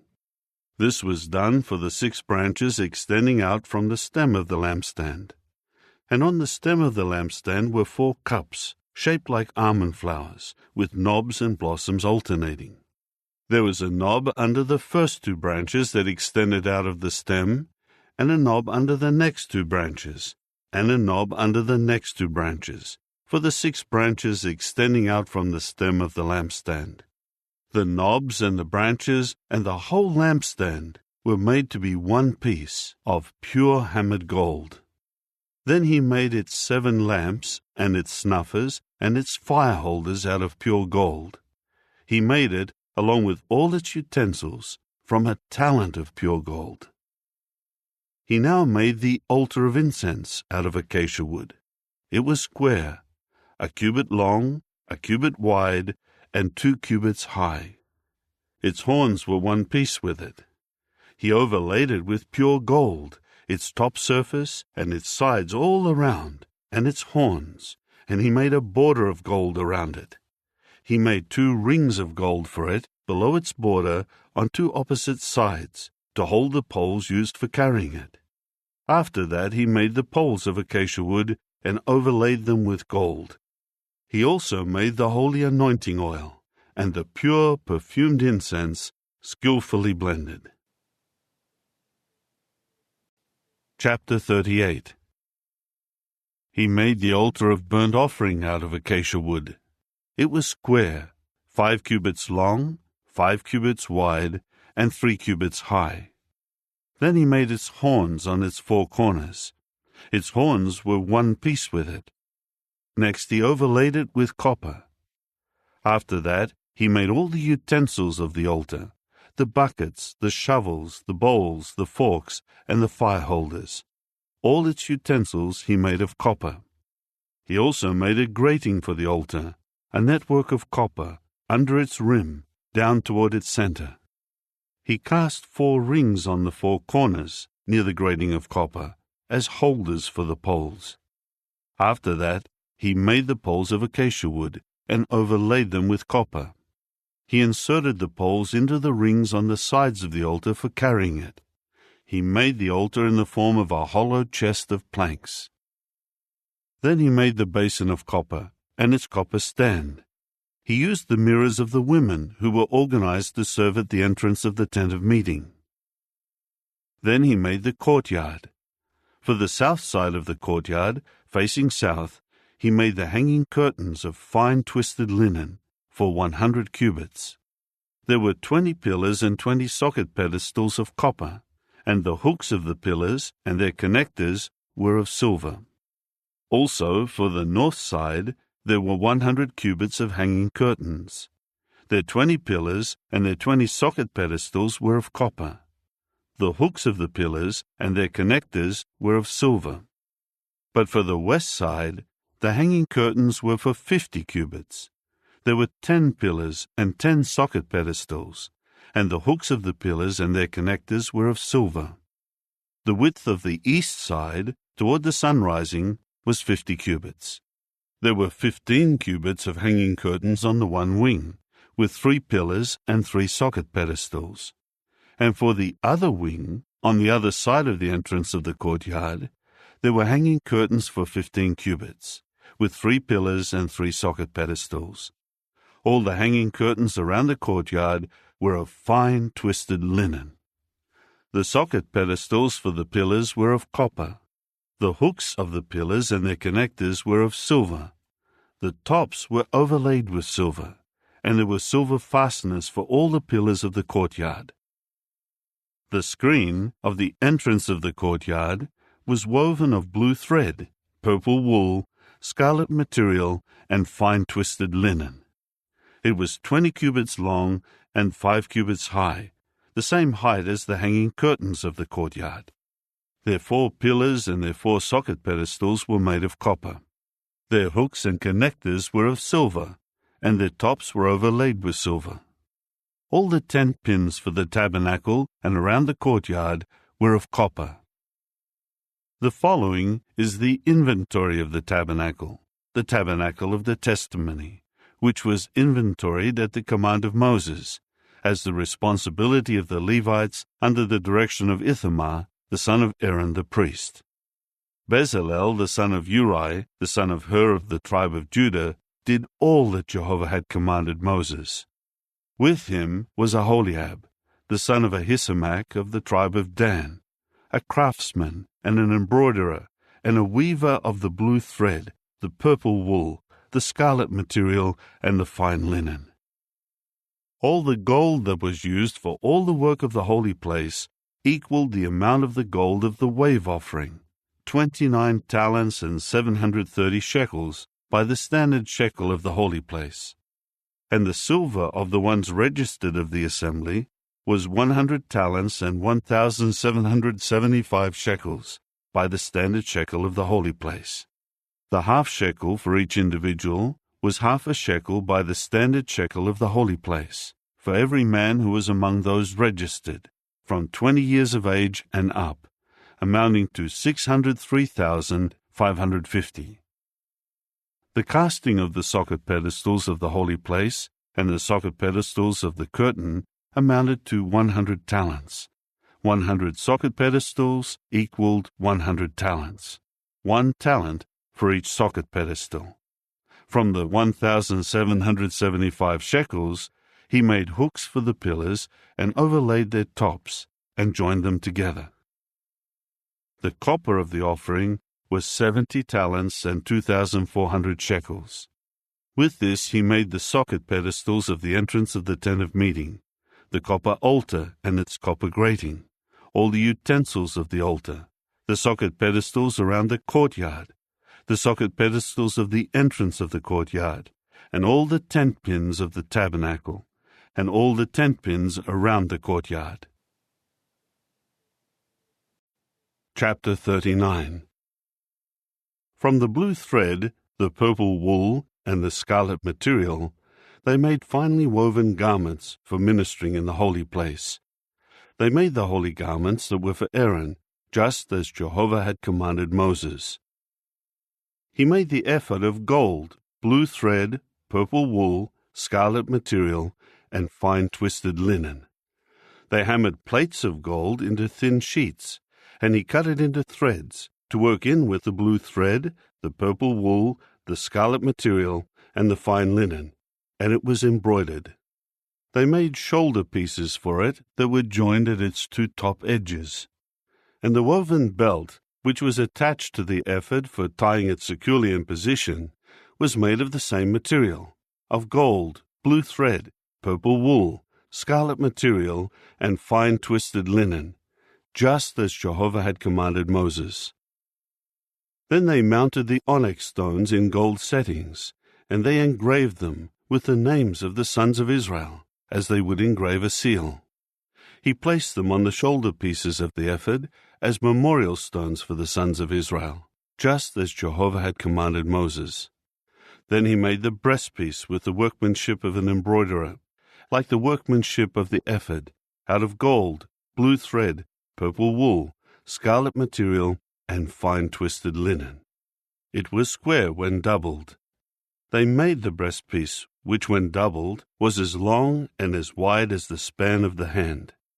They set 4 rows of stones in it. The first row was ruby, topaz, and emerald. The second row was turquoise, sapphire, and jasper. The third row was leshem stone, agate, and amethyst. And the fourth row was chrysolite, onyx, and jade. They were mounted in settings of gold. The stones corresponded to the names of the 12 sons of Israel, and the names were engraved like a seal, each name representing one of the 12 tribes. Then they made wreathed chains on the breastpiece, like cords of pure gold. And they made 2 settings of gold, and 2 rings of gold, and attached the 2 rings to the 2 corners of the breastpiece. After that, they put the 2 cords of gold through the 2 rings at the corners of the breastpiece. Then they put the 2 ends of the 2 cords through the 2 settings, and attached them to the shoulder pieces on the front of the ephod. Next they made 2 rings of gold, and set them at the 2 ends on the inside edge of the breastpiece, facing the ephod. Then they made 2 more rings of gold, and put them on the front of the ephod, below the 2 shoulder pieces, close to where it is joined, above the woven belt of the ephod. Finally they tied the breastpiece with the blue cord from its rings to the rings of the ephod, in order to keep the breastpiece in its place on the ephod, above the woven belt, just as Jehovah had commanded Moses. Then he made the sleeveless coat of the ephod, woven by a loom worker, all of blue thread. The opening of the sleeveless coat was in the middle of it, like the opening of a coat of mail. Its opening had a border around it, so that it would not be torn. Next, they made on the hem of the sleeveless coat pomegranates of blue thread, purple wool, and scarlet material, twisted together.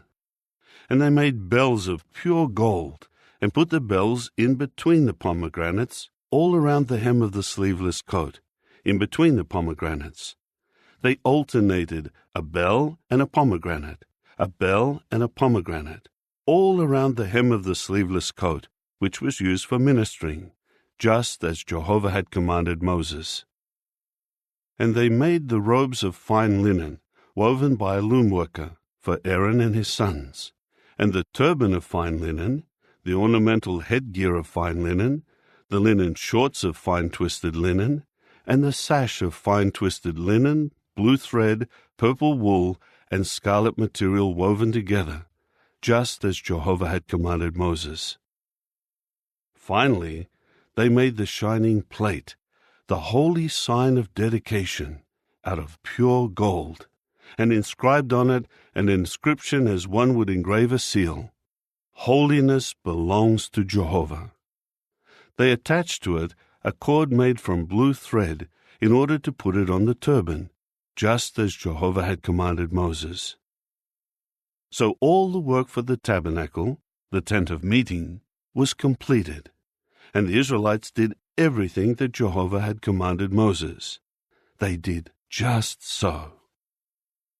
Then they brought the tabernacle to Moses, the tent and all its equipment, its clasps, its panel frames, its bars and its pillars and its socket pedestals, its covering of ram skins dyed red, its covering of seal skins, the curtain for the screen, the ark of the testimony and its poles and the cover, the table, all its utensils and the showbread, the lampstand of pure gold, its lamps, the row of lamps, and all its utensils, and the oil for lighting, the altar of gold, the anointing oil, the perfumed incense, the screen for the entrance of the tent, the altar of copper and its grating of copper, its poles, all its utensils, the basin and its stand, the hanging curtains of the courtyard, its pillars and its socket pedestals, the screen for the entrance of the courtyard,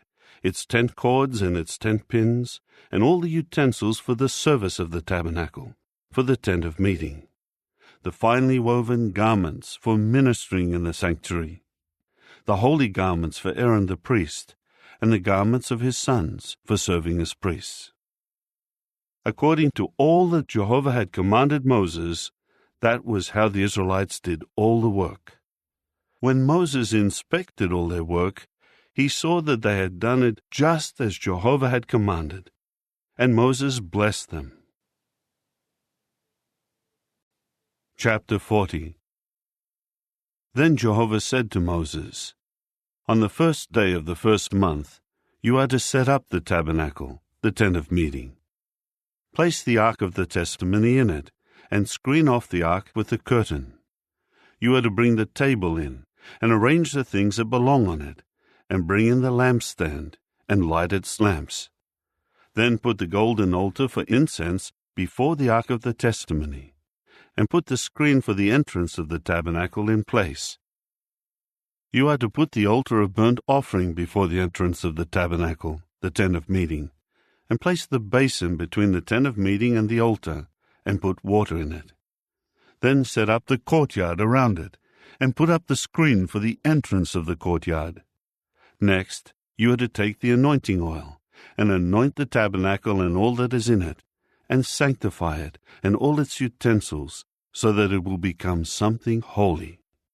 You are to anoint the altar of burnt offering and all its utensils, and sanctify the altar, so that it will become a most holy altar, and anoint the basin and its stand, and sanctify it. Then bring Aaron and his sons near to the entrance of the tent of meeting, and wash them with water. And you are to clothe Aaron with the holy garments, and anoint him and sanctify him, and he will serve as priest to me. After that, bring his sons near, and clothe them with robes. You are to anoint them, just as you anointed their father, so that they will serve as priests to me, and their anointing will serve continually for them as a lasting priesthood during their generations. Moses did according to all that Jehovah had commanded him. He did just so. In the first month, in the second year, on the first day of the month, the tabernacle was set up. When Moses set up the tabernacle, he put its socket pedestals down, set up the panel frames, put its bars in, and set up its pillars. He spread out the tent over the tabernacle, and placed the covering of the tent over it, just as Jehovah had commanded Moses. After that, he took the testimony, and put it into the ark, and placed the poles on the ark, and put the cover on the ark. He brought the ark into the tabernacle, and put the curtain of the screen in place, and screened off the ark of the testimony, just as Jehovah had commanded Moses. Next, he put the table in the tent of meeting, on the north side of the tabernacle outside the curtain, and he arranged the row of bread on it before Jehovah, just as Jehovah had commanded Moses. He placed the lampstand in the tent of meeting, in front of the table, on the south side of the tabernacle. He lit the lamps before Jehovah, just as Jehovah had commanded Moses. He next placed the golden altar in the tent of meeting before the curtain, in order to make perfumed incense smoke on it, just as Jehovah had commanded Moses. Then he put the screen for the entrance of the tabernacle in place. He placed the altar of burnt offering at the entrance of the tabernacle, the tent of meeting, so that he might offer up the burnt offering and the grain offering on it, just as Jehovah had commanded Moses. He then placed the basin between the tent of meeting and the altar, and put water in it for washing. Moses and Aaron and his sons washed their hands and their feet at it. Whenever they went into the tent of meeting or approached the altar, they would wash, just as Jehovah had commanded Moses. Finally, he set up the courtyard around the tabernacle and the altar, and put up the screen for the entrance of the courtyard. So Moses finished the work, and the cloud began to cover the tent of meeting, and Jehovah's glory filled the tabernacle. Moses was not able to go into the tent of meeting, because the cloud remained over it, and Jehovah's glory filled the tabernacle. And when the cloud lifted from the tabernacle, the Israelites would break camp during all stages of their journey. However, if the cloud did not lift up, then they would not break camp until the day it lifted. For Jehovah's cloud was over the tabernacle by day, and a fire remained over it by night, in the sight of all the house of Israel, during all stages of their journey.